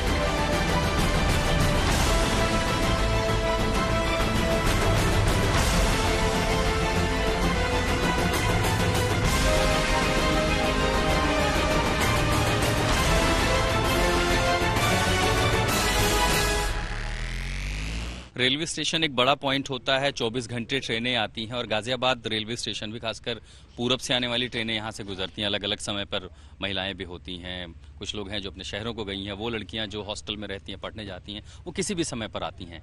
लेकिन गाजियाबाद रेलवे स्टेशन से बाहर निकलने के बाद किसी लड़की के लिए आगे का रास्ता कितना महफूज है, ऐसी कोई अनहोनी हो जाए तो यहाँ पर क्या पुलिस है? आपको मैं कहूं उससे बेहतर ये तस्वीरें दिखाई पड़ती हैं। यहाँ मुझे गाजियाबाद पुलिस कमिश्नरेट की व्हीकल भी दिख रही है, जो लेडी SHO हैं वो भी ड्यूटी पर है, और साथ ही एक पेट्रोल व्हीकल अभी यहाँ खड़ी थी 112 की, वो यहाँ पर खड़ी थी। इतने सारे पुलिस वाले हैं। कम से कम गाजियाबाद रेलवे स्टेशन से इस हिस्से पर मुझे कुछ कहने की जरूरत नहीं है, जो कुछ है वो कैमरा दिखाई देता है कि यहाँ पर पुलिस मौजूद है। लेकिन अच्छी बात यह है अनीता जी की लेडी SHO भी अगर ड्यूटी पर हैं, कम से कम महिलाएं जो यहाँ पर निकलती हैं, एक आश्वासन उनको मिलता है। बिल्कुल, इससे बहुत बड़ा उनको वो मिलेगा कि हाँ, हमारी सिक्योरिटी के लिए इतना फोर्स खड़ा है। मैं बतौर SHO भी खड़ी हूँ, तो निश्चित रूप से उनको ये। आधी रात के 2 बज चुके हैं और घड़ी अब बता रही है कि 2 बजे से थोड़ा ज्यादा समय हो रहा है, और मैं इस समय हूँ राजनगर एक्सटेंशन में, गाजियाबाद जिले का वो हिस्सा जहां हाई राइज अपार्टमेंट्स हैं, और यहाँ हजारों की आबादी रहती है। और हाई राइज अपार्टमेंट्स आपको मध्यम वर्गीय परिवार, उच्च मध्यम वर्गीय परिवार के बहुत सारे लोग यहाँ रहते हैं। महिलाएं, खासकर जो वर्किंग क्लास की वुमेन हैं, वो बहुत सारी ऐसी हैं, कॉल सेंटर में, BPOs में, IT इंडस्ट्री में, जिनका देर रात घर आना होता है, जो 1 बजे 2 बजे तक भी घर पहुंचते हैं। लेकिन इस सड़क पर आप जो चीज देख पा रहे हैं वो थोड़े सवाल पैदा करती है। मसलन राजनगर की ये जो प्रमुख रोड है वो एक तरफ जुड़ती है मोहन नगर से, और उसका दूसरा हिस्सा हापुड़ रोड पर मुरादाबाद रोड पर खत्म होता है। ये वही जगह है जहां पर रैपिड रेल बन रही है। लेकिन इस पूरी सड़क पर जब मैं गुजरा हूं, ना तो मुझे यहाँ सिंगल बैरिकेड दिल्ली पुलिस का, माफ कीजिएगा, गाजियाबाद पुलिस का दिखा है, न ही यहाँ पर कोई पुलिस का कर्मी गश्त करता हुआ यानी पेट्रोलिंग करता हुआ दिखाई दिया है। अब जिस रास्ते पर आप समझिए कि यहाँ पर स्ट्रीट लाइट तो है, और खासकर ठंड मौसम में इस समय कोहरा इतना है कि विजिबिलिटी 10-20 मीटर से ज्यादा है नहीं, तो ये वल्नरेबल स्ट्रेच हो जाता है। 2:51 हो रहे हैं घड़ी में। कोहरा घना होता जा रहा है, विजिबिलिटी कम होती जा रही है, ठंड बढ़ती जा रही है। और इस समय के साथ अब हम पहुंच गए हैं गाजियाबाद के उस हिस्से में जिसका नाम है क्रॉसिंग रिपब्लिक। और अगर आप इंटरनेट पर चेक करेंगे तो क्रॉसिंग रिपब्लिक रिहायशी इलाकों में भी वही इलाका है जहां ऊंची इमारतें हैं, गगनचुंबी इमारतें जो कही जाती हैं, वो एनसीआर के इस हिस्से में है, गाजियाबाद के इस हिस्से में है। हाई राइज अपार्टमेंट्स होने के नाते ये ऐसी टाउनशिप में आपको स्ट्रीट लाइट्स भी दिखाई दे रही हैं, लेकिन एक चीज जो यहाँ नहीं दिखाई देती वो है पुलिस बैरिकेडिंग। अब उदाहरण के तौर पर ले, एक गाड़ी यहाँ से गुजर रही है, खुदा न खास्ता अगर इसमें ऐसे किसी गाड़ी में मान लीजिए किसी महिला को कोई ले जा रहा हो, कोई ऐसी घटना हो जाती है उसके साथ में, तो यहाँ पर उसे देखने के लिए, बचाने के लिए गुहार भी लगाए, चीख पुकार सुने, तो कोई है नहीं, किसी बैरिकेड पर भी ऐसी पुलिस नहीं है। तो आशुतोष, जिनकी रिपोर्ट आपने देखी वो इस वक्त हमारे साथ लाइव जुड़ भी चुके हैं। आशुतोष, ये पूरी रिपोर्ट जो हम देख रहे हैं, कोई भी युद्ध अगर आपके पास ठीक ढंग से हथियार ना हो तो आप जीत नहीं सकते। आप महिलाओं को सुरक्षित करने के युद्ध के लिए आप उतरे हैं सड़क पर, ना सीसीटीवी है, ना लाइट है, कुछ क्राइम हो जाएगा तो आप चोर को या अपराधी को कैसे पकड़ेंगे, ये कई सवाल। और ये हमने सबने यहाँ पर देखा कि सीसीटीवी नहीं है, लाइट नहीं है स्ट्रीट में, कैसे करिएगा महिलाओं की सुरक्षा? पुलिस पर्याप्त मात्रा में भले दिखाई पड़ जाए, ठंड के मौसम में अक्सर हम सुनते हैं नींद लग गई थी, 2 बजे 3 बजे सो गए थे, लेकिन सड़कों पर बिल्कुल सही बात है। अब मैं उसी बिल्कुल स्ट्रेच पर खड़ा हूं जहां से मैंने बीती रात रिपोर्ट की शुरुआत की थी। रात को 1-1.5 किलोमीटर के स्ट्रेच पर एक भी स्ट्रीट लाइट नहीं है, वो भी तब जबकि ये प्रमुख राष्ट्रीय राजमार्गों में से एक ये हिस्सा आता है। पेट्रोलिंग की संख्या जो है वो काफी कम दिखाई पड़ती है। हालांकि जो वल्नरेबल पॉइंट है, जो सब महत्वपूर्ण पॉइंट है जहां से फुटफॉल होता है, उनमें स्टेशन है, वो वहां पर आपको पुलिस दिखाई पड़ती है। लेकिन रिहायशी इलाकों में देर रात को घटना अगर हो जाती है तो दूर दूर तक किसी को पता नहीं चलेगा। और इससे पता चलता है कि तैयारियां जो है सरकार की, खासकर उत्तर प्रदेश के इस जिले में गाजियाबाद में, वो बेहद कम है। अगर इस रिपोर्ट का वो संज्ञान लेते हैं तो ये उनके लिए आंख खोलने वाला एक चैप्टर है कि कैसे उन कमियों को जो हमने दिखाई हैं उसे वो दुरुस्त कर सकते हैं और ये कोशिश कर सकते हैं कि हमारी बहन बेटियां इन इलाकों में महफूज रहें। उनकी सुरक्षा सुनिश्चित करने के लिए उन तमाम पॉइंट्स को हमने हाईलाइट किया। कहां कहां डार्क स्पॉट्स हैं, कहां डार्क स्पॉट अगर है तो सीसीटीवी लगाने का भी कोई फायदा नहीं, क्योंकि अंधेरे में सीसीटीवी कुछ देख नहीं सकता। अभी वैसे कैमरे हर जगह नहीं लगते कि जिसमें थर्मल इमेजिंग के जरिए आप चीजें पहचान ले, तो यहां पर ऑर्डिनरी कैमरे काम नहीं कर सकते। लेकिन साथ ही उससे भी जरूरी है कि पुलिस कर्मियों की भी संख्या बढ़ाई जाए, जो पेट्रोलिंग है वो अलग अलग इलाकों में उनकी संख्या लगातार बढ़ाई जानी चाहिए। अगर मैं अभी थोड़ी देर पहले नितिन को सुन रहा था, वो भी बता रहा था, सही बात है कि 1-2 बजे के बाद ही अक्सर ऐसे वारदातें ज्यादा देखने को मिलती हैं। तो ऐसे समय में पुलिस कर्मियों को और तत्पर होना चाहिए, उनकी संख्या और होनी चाहिए, सीसीटीवी कैमरा और सबसे ज्यादा जो ब्लाइंड स्पॉट हैं वहां पर रोशनी और कैमरों का बंदोबस्त जरूर होना चाहिए। अर्पिता। ठीक है आशुतोष, जल्दी से स्टूडियो में जो लोग, क्योंकि हम सब रिपोर्ट कर आए हैं, तेजश्री मैं आपसे जल्दी ये छोटा रिएक्शन ले लेना चाह रही हूँ सबसे एक बार। आपने कितनी जगहों पर ऐसा देखा कि लाइट नहीं है, स्ट्रीट लाइट नहीं है, सीसीटीवी कैमरे नहीं है, कितना एक्सपीरियंस किया आपने? मुझे लगता है हमने ब्लाइंड स्पॉट्स की बात की, जो डार्क स्पॉट्स है उनकी बात की, परसेप्शंस बने हुए थे। हमें लगा था कि पीसीआर मिलेगा, बूथ मिलेगा। मुझे लगता है हम सबको, आपको, मल्लिका को, नवजोत को, शशि को, सबको, ऐश्वर्या को, इनफैक्ट बूथ बंद मिले। हमें मदद चाहिए तो हम जाए कहां? सिर्फ नंबर लिखा रहता है वहां पे कि आपको मदद चाहिए तो इन नंबरों पे कॉल कीजिए, लेकिन जिनसे मदद चाहिए वो लोग कहां पर हैं? ठीक, नितिन। फरीदाबाद में कल रात मैं करीब 4-5 घंटे रहा, सूरज कुंड इलाका जहाँ पे बहुत अच्छे 5 स्टार होटल्स हैं, स्कूल्स हैं। मुझे एक पुलिस की वैन नहीं नजर आई। मिलन, जल्दी। मुझे तो स्ट्रीट लाइट्स जो प्रॉमिस करती है सरकारें या पुलिस कर्मी भी, कोई स्ट्रीट लाइट गुड़गांव में नहीं है। 1200 से ज्यादा डार्क स्पॉट 2016 में थे। 2016 से अब तक क्या बदला है आपको दिख रहा है? और मेरा रिएक्शन ये रहेगा कि अगर प्रमुख हिस्सों में अगर हम एनसीआर की बात करें, लाइटिंग और इंफ्रास्ट्रक्चर फिर भी मैं कहूंगी कि मुझे दुरुस्त दिखा, लेकिन अगर आप इंटीरियर्स में जाएंगे तो वहां पर बुरा हाल है। ठीक है, तो अभी आप सबसे भी इस पर रिएक्शन लूंगी, लेकिन एक और रिपोर्ट है वो जल्दी से दिखा देते हैं। गाजियाबाद पश्चिमी यूपी का एक अहम शहर, एनसीआर का बड़ा ठिकाना। हजारों लोग यहां पर रोजाना गाजियाबाद से दिल्ली और उसके दूसरे इलाकों में नौकरी करने के लिए जाते हैं। इनमें खासी तादाद में लड़कियां और महिलाएं होती हैं। रात में बेटियों के लिए कितना सुरक्षित है गाजियाबाद, देखिए नवजोत की ये रिपोर्ट जो मेरे साथ यहां बैठी है, उनका एक्सपीरियंस भी जानेंगे, लेकिन इस रिपोर्ट के बाद। इस वक्त 12 बजे का वक्त है और मैं NH24 के ठीक बगल वाली सर्विस लेन में हूँ। NH24 के ठीक दूसरी साइड नोएडा सेक्टर 62 पड़ता है, जहाँ पर मेट्रो स्टेशन है। और लास्ट मेट्रो ट्रेन जब आती है तो नॉर्मली लोग, या फिर कहें कि जो रात में ऑफिस से आते हैं, वो यही वो सर्विस लेन है जहाँ से लोग आते हैं। और ये कितनी सेफ है इसका अंदाजा आप लगा सकते हैं कि रात के 12 बज चुके हैं और आप मेरे पीछे देखिए, स्ट्रीट लाइट्स यहाँ पर हैं जरूर, लेकिन अगर मैं अपने कैमरा पर्सन अभिषेक को बोलूं कि जरा एक बार हमारी कैमरा की लाइट ऑफ कीजिए, तो आप ये अंदाजा लगा सकते हैं कि अगर आप इस जगह से गुजर रहे हैं, एक बार लाइट्स ऑफ कीजिए, अगर आप इस एरिया से गुजर रहे हैं हाईवे के ठीक बगल में, क्योंकि इसके ठीक बगल में मॉल भी है और यहीं से इंदिरापुरम शुरू होता है, अगर आप यहां से गुजर रहे हैं तो ये एरिया आपके लिए बिल्कुल भी सेफ नहीं है। Vaishali metro station, last metro almost जा चुकी है, लेकिन अभी तक मुझे यहाँ पर कोई पीसीआर नजर नहीं आई। अलबत्ता जब मैं यहाँ खड़ी इंतजार कर रही थी तो लेफ्ट साइड पे अगर हम गाड़ियां दिखा पाए, हॉर्न बहुत सारे बजे वहां पर, एक दो बार इशारे भी हुए हैं। पीछे जो गाड़ी आप देख रहे हैं वो साहब यहाँ से जाने को तैयार नहीं है, और मेरे ठीक बगल में तो एक जनाब ने इस पूरी रोड को, मेट्रो स्टेशन के ठीक नीचे को सार्वजनिक शौचालय बना लिया, बिना ये सोचे समझे कि ठीक बगल में मैं खड़ी हूँ। 15:15 का वक्त हो चुका है, हम लोग मोहन नगर मेट्रो स्टेशन पर आ चुके हैं। देखिए ये वो इलाका है जो गाजियाबाद में पड़ता है, लेकिन दिल्ली और गाजियाबाद को ये मेट्रो लाइन जोड़ती है। हम और आप सभी जानते हैं कि चाहे वो एनसीआर का इलाका जिसमें मोहन नगर भी आता है, गाजियाबाद का भी इलाका आता है, इंदिरापुरम, वैशाली, वसुंधरा, ये तमाम वो इलाके हैं जहां से लोग नौकरी के लिए दिल्ली और फिर आगे गुड़गांव जाते हैं। तो हम लोग 2:15 का वक्त हुआ है, हम लोग इस वक्त गाजियाबाद बस अड्डे पे मौजूद हैं। यहाँ पर हालांकि क्राउड नहीं, क्योंकि रात वाली बसेस अभी आई नहीं, लेकिन यहाँ पर कम से कम हमने पुलिस ऑफिसर्स देखे हैं और पीछे अभी अभी पीसीआर वैन यहाँ से गई है। यहाँ पर आपको लगातार गश्त करते तमाम ऑफिसर्स दिख जाएंगे।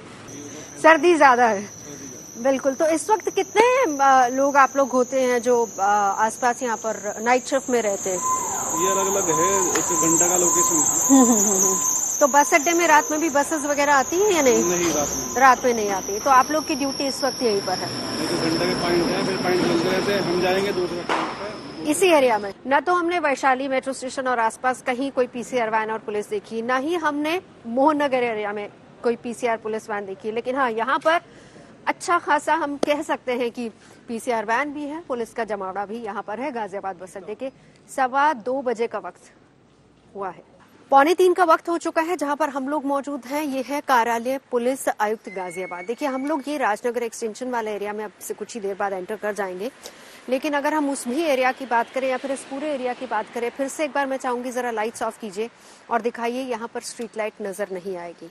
मेरी चेहरा अगर आपको नजर आ रहा है तो यहाँ पर सामने एक पीसीआर वैन जरूर मैं देख पा रही हूँ जो कि अभी अभी यहाँ पर आई है, लेकिन ये वो एरिया है जहाँ पर एक्चुअली लाइट्स होनी चाहिए, लेकिन यहाँ पर कोई लाइट्स नहीं है। बगल में ही कविनगर का एरिया है। रात के 3 बज चुके हैं। कविनगर और राजनगर डिस्ट्रिक्ट सेंटर के बीच के एग्जैक्ट रोड पर मैं खड़ी हूँ, लेकिन अभी भी कुछ ही क्षण पहले हाई वॉल्यूम के साथ मुझे यहाँ पर एक गाड़ी जाते हुए नजर आई। 3 बजे का वक्त है।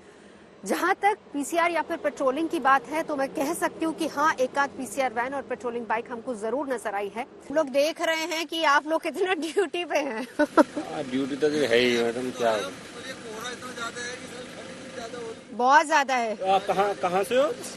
नोएडा। नोएडा से हो? अच्छा। आज तक से हमने देखा आपकी काफी पीसीआर वैन इस एरिया में तो घूम रही है। अच्छा हाँ वो ये अब क्या ड्यूटी तो है। तो आप लोग यहीं पर रहती है आपकी परमानेंट? ये पॉइंट बने होते हैं। अच्छा, अलग अलग पॉइंट्स है। तो रात में जब आप लोग यहाँ आएंगे राजनगर एक्सटेंशन जिम्मेदारियां बढ़ जाती हैं और महिला कांस्टेबल भी यहाँ पर आपको मिलेंगी। मैं एग्जैक्टली अगर आपको बताऊं, जब हम डिस्ट्रिक्ट सेंटर से एंटर हुए थे जहाँ पर हम बात कर रहे थे कि स्ट्रीट लाइट्स की काफी कमी है, लेकिन एग्जैक्टली इस वक्त मैं मौजूद हूँ राजनगर एक्सटेंशन, जो एरिया की मैं बात कर रही थी कि बहुत पॉश एरिया, और यहाँ पर आपको अपर मिडिल क्लास के लोग ज्यादा नजर आएंगे। महिला कांस्टेबल यहाँ पर पीसीआर वैन में मुझे नजर आई हैं। आपको थोड़ा सा मैं कह सकती हूँ कि सिक्योरिटी लैब्स आपको इंदिरापुरम, वैशाली, वसुंधरा में मिलेगा, लेकिन कम से कम इस एरिया में है। मैडम, रात में ड्यूटी रहती है आपकी? आप लोग 2 लोग रहते हैं कि कोई अप्रिय घटना ना हो जाए, इसकी जिम्मेदारी आप पर है। सर्दी वर्दी का कैसे करते हैं इंतजाम? मैडम क्या करें, नौकरी तो नौकरी है, हाँ, करनी ही है। लेकिन मैं अभी वही मैं देख रही थी, देखिए रात में इस वक्त भी लोग कितने ज्यादा एक्टिव हैं। 3 बजे का वक्त है, फिर भी लोग एक्टिव हैं, आराम से फुल म्यूजिक लगा के यहाँ पर लोग निकलते हैं। जी जी जी, तो चलिए, आप अपनी ड्यूटी बहुत अच्छे से निभा रहे हैं, इसके लिए आपको शुभकामनाएं। तो 3 बजे का वक्त है, इस वक्त पीसीआर 5 लोग इसमें रहते हैं, जिसमें 2 महिला पुलिसकर्मी भी रहती हैं जिम्मेदारी के साथ। यहाँ पर एटलीस्ट हम कह सकते हैं कि अपनी ड्यूटी पूरी तत्परता के साथ इस ड्यूटी को निभाया जा रहा है। स्ट्रीट लाइट से एक इशू हो सकता है, अगेन सिक्योरिटी का इशू अलग अलग एरियाज में हो सकता है, लेकिन 2 जगह जिसको हम कह सकते हैं, एक तो हमने बस अड्डा के सामने आपको दिखाया कि किस तरीके से पुलिस बल मुस्तैद था, और दूसरा यहाँ पर ये देखिए दोनों महिलाएं आ चुकी हैं। हाँ जी, सॉरी, ये जो चौराहा हिंट चौराहा पे हम लोग मौजूद हैं, तो यहाँ पर पुलिस मुस्तैदी हमको नजर आई है। 15 से 20 मिनट हो गए हमको यहाँ खड़े, लेकिन यहाँ से अंदर से अभी तक कोई मुझे पुलिस ऑफिसर नजर नहीं आया। इस एरिया से कोई पीसीआर वैन नहीं गई। मैं ये नहीं कह रही हूँ कि वो लोग पेट्रोलिंग नहीं कर रहे, हो सकता है कि वो लोग पेट्रोलिंग के लिए गए हों, लेकिन कम से कम 20 मिनट हो गए हैं, यहाँ से मुझे कहीं से भी कोई पुलिस ऑफिसर नजर नहीं आ रहा है। तो आपके यहाँ पर कितने लोग रहते हैं? 2 तो हमें है और 1 सर और है, 1 मैडम है। सर कहाँ पे?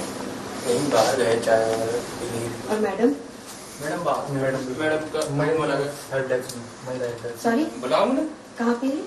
महिला रूम में। अच्छा, महिला अलग कर। 4 लोगों की तैनाती, यानी कुल मिलाकर जो हमें पता चला है कि 4 लोगों की तैनाती यहाँ पर रहती है, जिसमें एक महिला कांस्टेबल भी यहाँ पर रहती है। हालांकि महिला कांस्टेबल हमें दिखी नहीं, उन्होंने कहा कि हम बुलाते हैं। एक पुलिस ऑफिसर है, उन्होंने कहा कि वो फिलहाल चाय पीने गए हैं। हालांकि मुझे इस वक्त चाय की दुकान कहीं आसपास नजर नहीं आ रही, लेकिन 2 लोग जरूर अंदर अपनी ड्यूटी पर तैनात थे। नवजोत, इस पूरी रिपोर्ट में आपके भी जो अभी लास्ट में चल रहा था कि पुलिस वाले चाय पीने गए, और आप भी कह रही हैं दूर दूर तक चाय के लिए कोई जगह ही नहीं है, आप कहाँ पीने जाओगे? 3 बजे अर्पिता, इतना कोहरा था, 20 मिनट तो मैं कम से कम उस पुलिस स्टेशन के बाहर खड़ी रही हूँ। हम लोग इंतजार कर रहे थे कि शायद कोई अंदर से आएगा, लेकिन जब कोई नहीं आया तो हम जाने लगे। मुझे लगा कि एक बार देखें तो अंदर हो क्या रहा है। तो अंदर जो जूनियर पुलिस ऑफिसर्स थे, बस वो ही 2 लोग थे। उन्होंने कहा कि एक फीमेल रहती है ड्यूटी पर और एक मेल भी रहते हैं। मुझे उस पूरे थाने में न फीमेल नजर आई और न मेल। दूसरी बात, जिस बात का जिक्र मैं यहाँ बहुत इंपॉर्टेंट करना चाहूंगी, देखिए लास्ट मेट्रो जो आती है टुवर्ड्स गाजियाबाद, वो 12:22 के करीब आती है, और वो स्पॉट मेरा ये था कि मैं एक्चुअली वैशाली में जाके उस मेट्रो स्टेशन के नीचे खड़ी हूँ, ताकि हम ये दिखा सके वैशाली, इंदिरापुरम, गाजियाबाद और इसके ठीक बगल वाले एरिया के बहुत सारे प्रोफेशनल्स हैं जो दिल्ली टू गाजियाबाद कम्यूट करते हैं या फिर गुड़गांव से करते हैं। अर्पिता, वो एक्सपीरियंस ऐसा था कि मैं वहां खड़ी हूं अकेली, बिल्कुल वैसा जैसा आपके साथ हुआ। गाड़ियां आती हैं, हॉर्न बजते हैं, एक इंसान ऊपर से आता है, कुछ अजीब सी हरकत करता है वहां पर। इस तरह की हरकतें वहां पर हो रही थी, लेकिन वहां पीसीआर नहीं थी। वो वहां पर होनी चाहिए पुलिस डिप्लॉयमेंट। क्यों? क्योंकि लास्ट मेट्रो में लोग आते हैं, इनफैक्ट महिलाएं भी होती हैं, और उनकी सुरक्षा के लिए कम से कम होनी चाहिए। और वहां मैं 40 मिनट तक खड़ी रही, लेकिन मुझे वहां कोई नजर नहीं आया। लेकिन हाँ, यहाँ पर मैं पुलिस की तारीफ उस इलाके में करूंगी, राजनगर में जो एक पॉश एरिया है, वहां पर प्रॉपर पुलिस की एक टीम थी, जिसमें 2 महिला कांस्टेबल भी थी। वो अपनी ड्यूटी पर पूरी मुस्तैदी से तैनात थे। ठीक है, अब एक और रिपोर्ट दिखा लेते हैं। तेजश्री भी हमारे साथ हैं, और इनका भी एक्सपीरियंस दिल्ली में वैसा ही रहा, बहुत छिड़खानी वहां पर हुई थी। अब दिल्ली से सटे फरीदाबाद में आधी रात को पुलिस चौकियों पर सन्नाटा पसरा इनको नजर आया। यही नहीं, चौकी के पीछे शराब की दुकानों से पूरी रात शराब बिकती है। तेजश्री ने ये जो रिपोर्ट की है, इससे आप समझेंगे कि बेटियां कितनी सुरक्षित हैं। ये रिपोर्ट देखिए।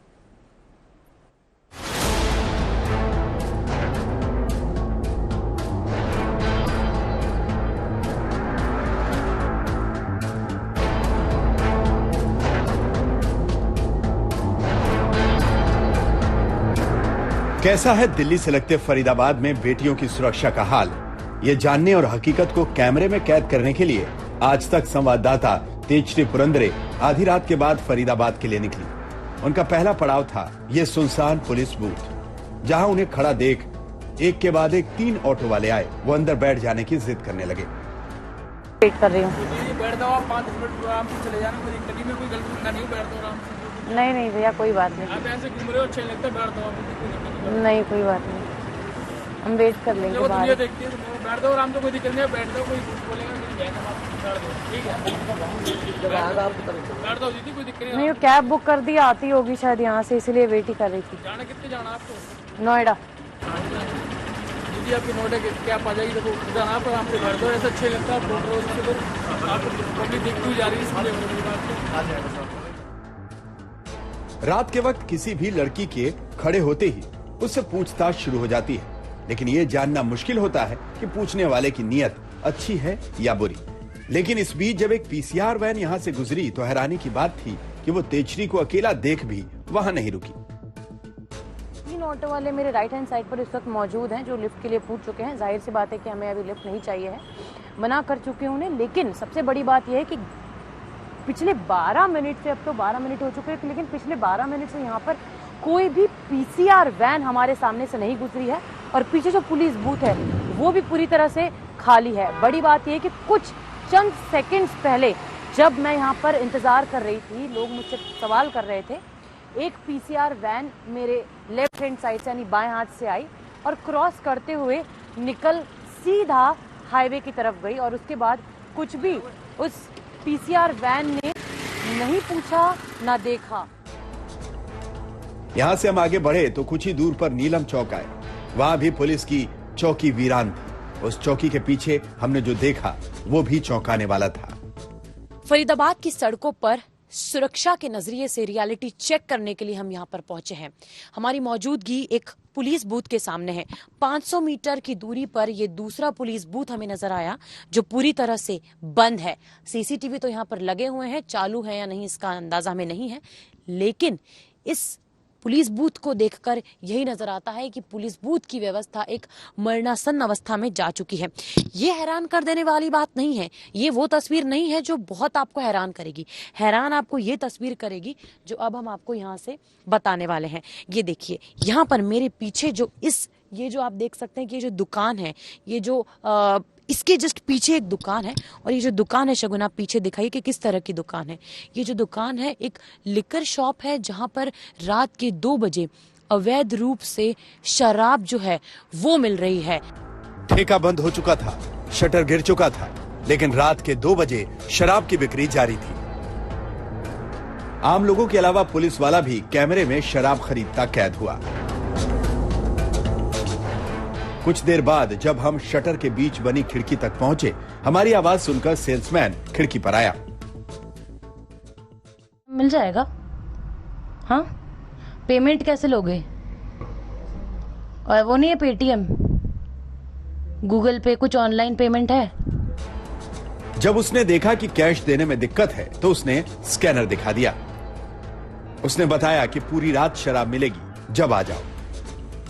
जब बंद कैमरे के बीच हमने पुलिस वालों से शराब की इस अवैध बिक्री के बारे में बात की तो सुनिए उसका क्या कहना था। कहते हैं जो मानते भी नहीं है वो करते, लेकिन वो बंद हो जाता है। जैसे जाती मूवमेंट में गाड़ी ना थोड़ा बहुत तो बंद कराते हैं, कहीं तो ऐसा कोई चीज नहीं है कि जो आटे में नमक समाएगा। इतना कोई आदमी इधर से आए यदि अभी कोई घर वाले को दे दिया तो बंद होता है, ऐसा कुछ है। वो चुपके चोरी चुपके करते हैं ग्राउंड तो है, लेकिन खोल के ना करे, डायरेक्टली खोल के तो नहीं करते। वो जो हम देखते हैं कि चोरी छुपे जो करते हैं वही रहता है। यहाँ से हम आगे बढ़े तो फरीदाबाद के सेक्टर 19 पहुंचे, जहाँ का एक इलाका पूरी तरह अंधेरे में डूबा हुआ था। फरीदाबाद के सेक्टर 19 में मेरी इस वक्त मौजूदगी है और वक्त हो चुका है 2:40 का। यहाँ पर हम आपको बताएंगे कि सेक्टर 19 में किस तरह से अंधेरे में फरीदाबाद के सेक्टर 19 की सड़कें, गलियां, रास्ते और चौराहे डूबे हुए नजर आते हैं।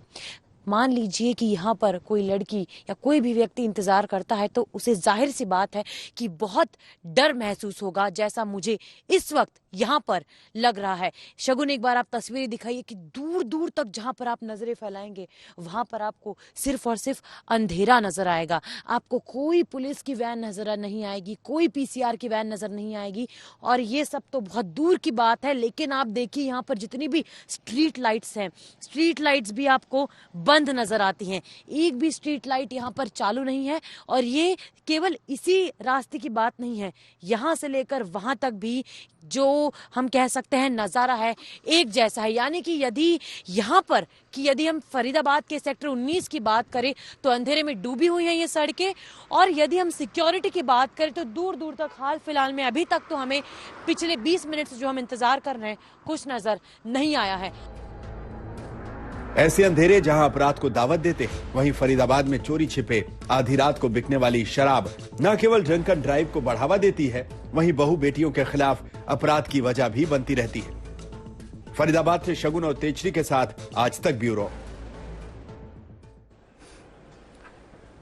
तो कोई भी कार्रवाई या ड्यूटी सिर्फ कागजों तक सीमित नहीं होनी चाहिए, उसको धरातल में हकीकत में करना चाहिए। और इसी की पड़ताल के लिए कि क्या ये हो भी रहा है या सिर्फ कागजी बातें, कितनी तैनाती पुलिस की है, इतनी तैनाती पीसीआर वैन की है, क्या वाकई है इतनी स्ट्रीट लाइट जिसका दावा, सीसीटीवी का दावा, वो सब है या नहीं है। इसीलिए हम चप्पे चप्पे पर आज तक की टीम हमारी पहुंची और पूरी रात हमने मेहनत करके वो रिपोर्ट आप तक लेकर आए हैं। तेजश्री, ये जो रिपोर्ट हमने आपकी देखी, यहां पर भी कमोबेश वही तस्वीर, यहां पर भी स्ट्रीट में लाइट नहीं, शराब धड़ल्ले से बिक रही है, इन्वॉल्वमेंट सभी का, पुलिस वालों की बिना रजामंदी के ऐसे तो नहीं होगा कि वहां पर वो चल रहा हो। आपने इसको लेकर बात भी की पुलिस वालों से? पुलिस वालों से बात करने के लिए अर्पिता वहां पर पुलिस मौजूद होनी चाहिए थी। हम लोगों ने एक लंबा स्ट्रेच कवर किया, 10-12 किलोमीटर हम लोग गए, लेकिन हमें पुलिस वहां पर कहीं नजर नहीं आई। और आप देखिए मेरी रिपोर्ट में दो सबसे मेजर चीजें थी। पहले बूथ पर जहां मैं खड़ी थी, वो जाहिर सी बात है कई बूथ आप लोगों को बंद मिले, मुझे भी वो बूथ बंद मिला, लेकिन जिस बूथ के बाहर मैं मदद के लिए खड़ी थी, कैब का इंतजार करती हुई खड़ी थी, वहीं पर 3 से 4 ऑटो वालों ने मुझे घेर लिया। वॉक थ्रू जब मैं कर रही थी, हर बार कोई ना कोई व्यक्ति आकर बीच में टोक रहा था, पूछ रहा था कहां जाना है और ये सब कहां हो रहा था। पुलिस बूथ के ठीक सामने जहां पर लिखा हुआ था 24 घंटे 24/7 we are there to help you. और इसके बाद दूसरी तस्वीर आप देखेंगे जहां पर शराब धड़ल्ले से बिक रही है।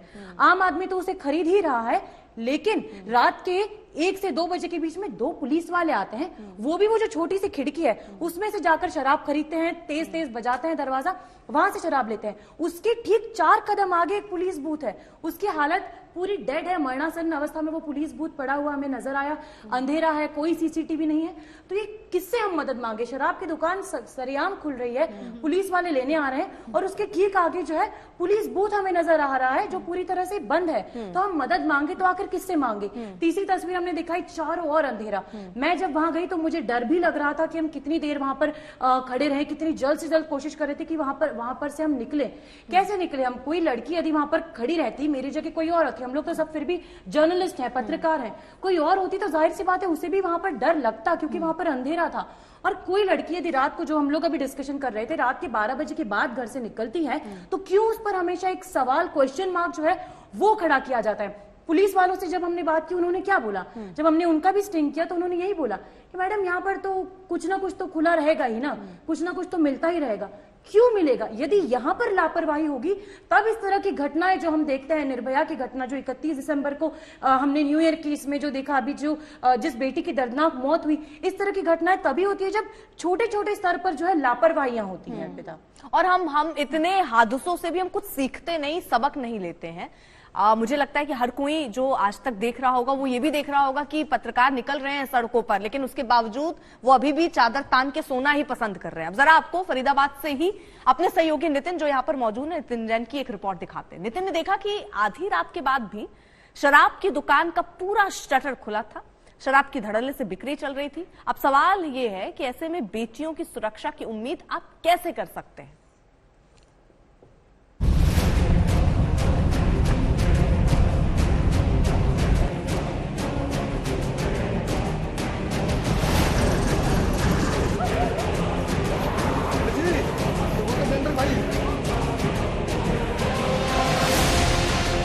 ये हाल है दिल्ली से सटे फरीदाबाद का।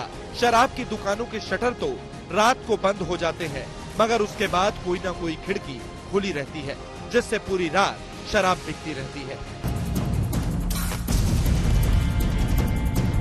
आज तक संवाददाता नितिन जैन फरीदाबाद में सुरक्षा का हाल जानने निकले तो कहीं छिपे कैमरे से तो कहीं खुले कैमरे से चौंकाने वाली तस्वीरें कैद हुई।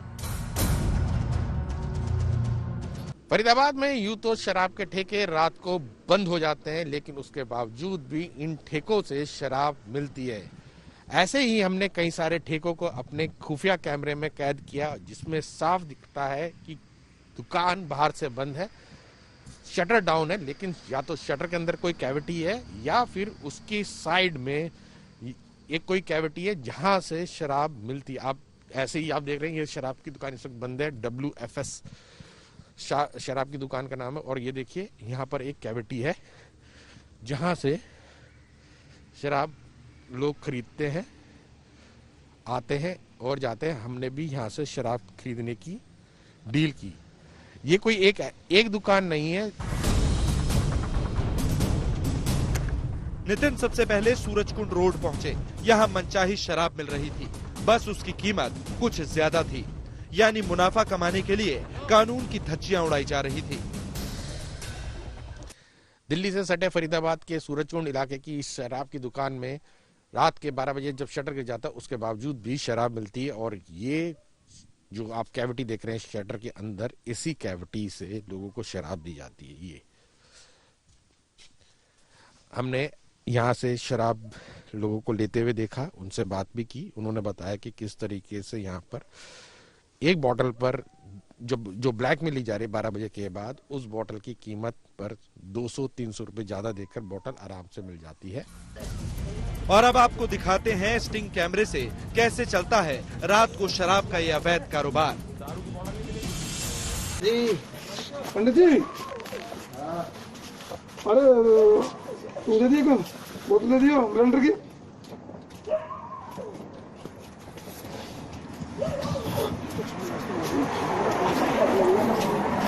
पंडित जी ये बोतल ब्लेंडर भाई कितने, कुछ कम कर लो भाई, कर लो। कार्ड चल जाएगा, कार्ड चल जाएगा। लो भाई कुछ कम कर ली भाई, कार्ड लेना दो। वैसे ये बोतल 700 रुपए की बिकती है, लेकिन रात में चोरी छिपे बेचने की कीमत ज्यादा है। इसके बाद 24 घंटे की सर्विस है। नहीं रात के 12 बजे जितना टाइम लेट होगा ना उतनी 20 होगी 200 होगी भाई। मैं अच्छा, हर घंटे का 100 रुपए बढ़ जाएगा। हाँ जी, नाइट मैं रेस्टोरेंट ले जाऊंगा ना। चलो भाई।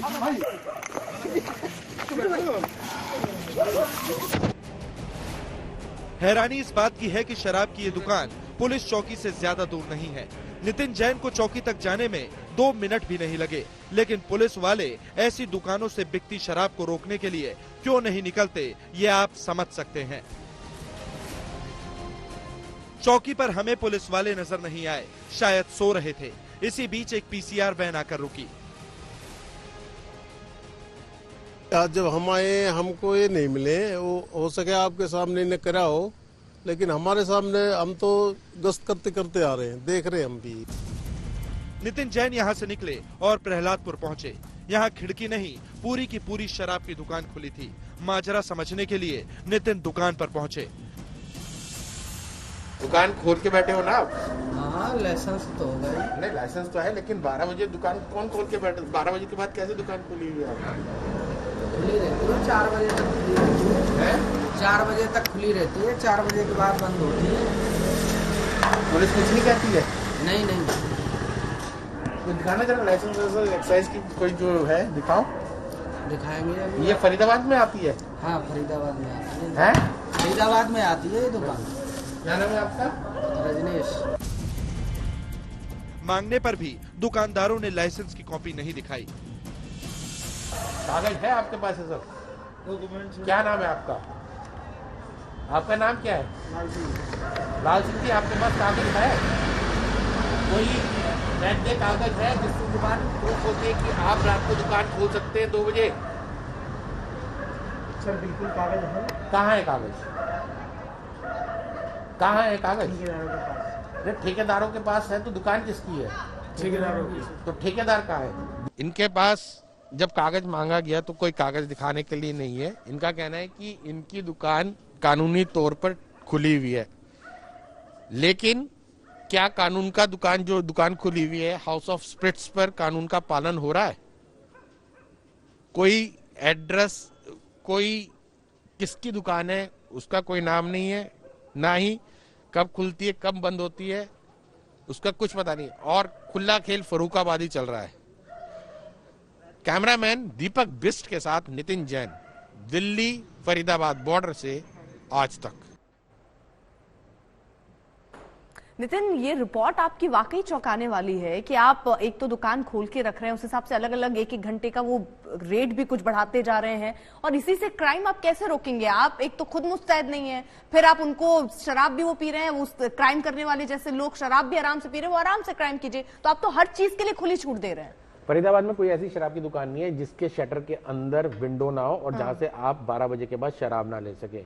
हर घंटे पर 150 रुपए का दाम बढ़ता जाता है हर बोतल पर, और इस तरीके से कमाई होती है। और मैंने जिस सब इंस्पेक्टर से बात की जिसके चौकी के सामने दुकान है, वो कह रहा है कि जी मैंने हिदायत दे दी। मैंने कहा हिदायत का तो कोई मामला ही नहीं बनता, इसमें एक्साइज एक्ट है, आपको इनके खिलाफ मुकदमा दर्ज करना चाहिए। कहता हाँ जी बिल्कुल सही कर। मैंने कहा क्योंकि किसी भी क्राइम के लिए, लेकिन करूंगा नहीं मैं, किसी भी क्राइम में नशा सबसे ज्यादा इंपॉर्टेंट होता है, क्योंकि नशा जब चढ़ जाता है तो आदमी इंसान से हैवान बन जाता है। बिल्कुल। आप जल्दी जल्दी एक छोटा रिएक्शन ले लेते हैं तेजश्री। किसी भी घटना पर लड़कियों पर सवाल उठाने से पहले हमने अपना दायित्व किस तरह से निभाया है वो देखना चाहिए, चाहे वो पुलिस हो या फिर प्रशासन। ठीक है मिलन। मुझे लगता है कि जहां पर हम बात करते हैं पुलिस रिफॉर्म्स की, आजकल टेक्नोलॉजी भी है, उसका भी उपयोग नहीं होता, और बेसिक सुविधाएं जैसे स्ट्रीट लाइट्स हों, कम से कम वो हो तो लोगों में थोड़ा कॉन्फिडेंस होता है, वरना ऐसी वारदातें कहीं भी एक खाली सुनसान सड़क पर हो सकती है। हमारे देश की पुलिस से हम ये उम्मीद करते हैं कि उनमें संवेदनशीलता हो, संजीदगी हो, वे पेशेवर हो, प्रशिक्षित हो, और एक समाज के तौर पर अगर हम कभी किसी को मुश्किल में देखें तो उनकी मदद करने के लिए तत्पर हो। आप अपना काम करिए, गंदी निगाहों से महिलाओं को मत देखिए। और आपका पुलिस आपने ज्वाइन क्यों किया है, खुद से ये सवाल पूछिए। आपको लगता है ये नौकरी आपसे नहीं हो सकती तो ये नौकरी मत करिए। करेक्ट। बिल्कुल, बस आप अपना काम सही से करिए। और मेरा ये मानना है कि एटलीस्ट वो स्पॉट्स जहां पर आपको पता है कि ये एरियाज यहाँ पर ज्यादा वारदातें होती हैं और वहां पर जब महिलाएं आती हैं, एटलीस्ट वहां पर वक्त से पुलिस को होना चाहिए। पुलिस रिफॉर्म्स जिसमें उनको बहुत जरूरी है कि वो थोड़े संजीदा हों, संवेदनशील हों महिलाओं के लिए। बहुत जरूरी है कि हम अपने बच्चों की घर में परवरिश पे वो शुरुआत करें एक समाज के तौर पे कि क्या होना चाहिए और क्या नहीं। ये दो चीजें बहुत जरूरी है। सीसीटीवी कैमरा बहुत बड़ी मदद कर सकते हैं, ये बहुत ज्यादा जरूरी है। क्योंकि अभी ये पूरे केस में हमने एक अंझावला केस में भी देखा कि सीसीटीवी अभी तक उस एक्सीडेंट स्पॉट, कैसे एक्सीडेंट हुआ उसकी सीसीटीवी तस्वीर आ नहीं पाई है। क्योंकि आप कितना क्लेम कीजिए कि हमने बहुत सारे सीसीटीवी लगवा लिए हैं, स्ट्रीट लाइट्स हैं, लेकिन जो पड़ताल में सामने आया है वो वैसी ही तस्वीरें हैं जैसी पहली थी। तो आखिरकार सुधरा क्या?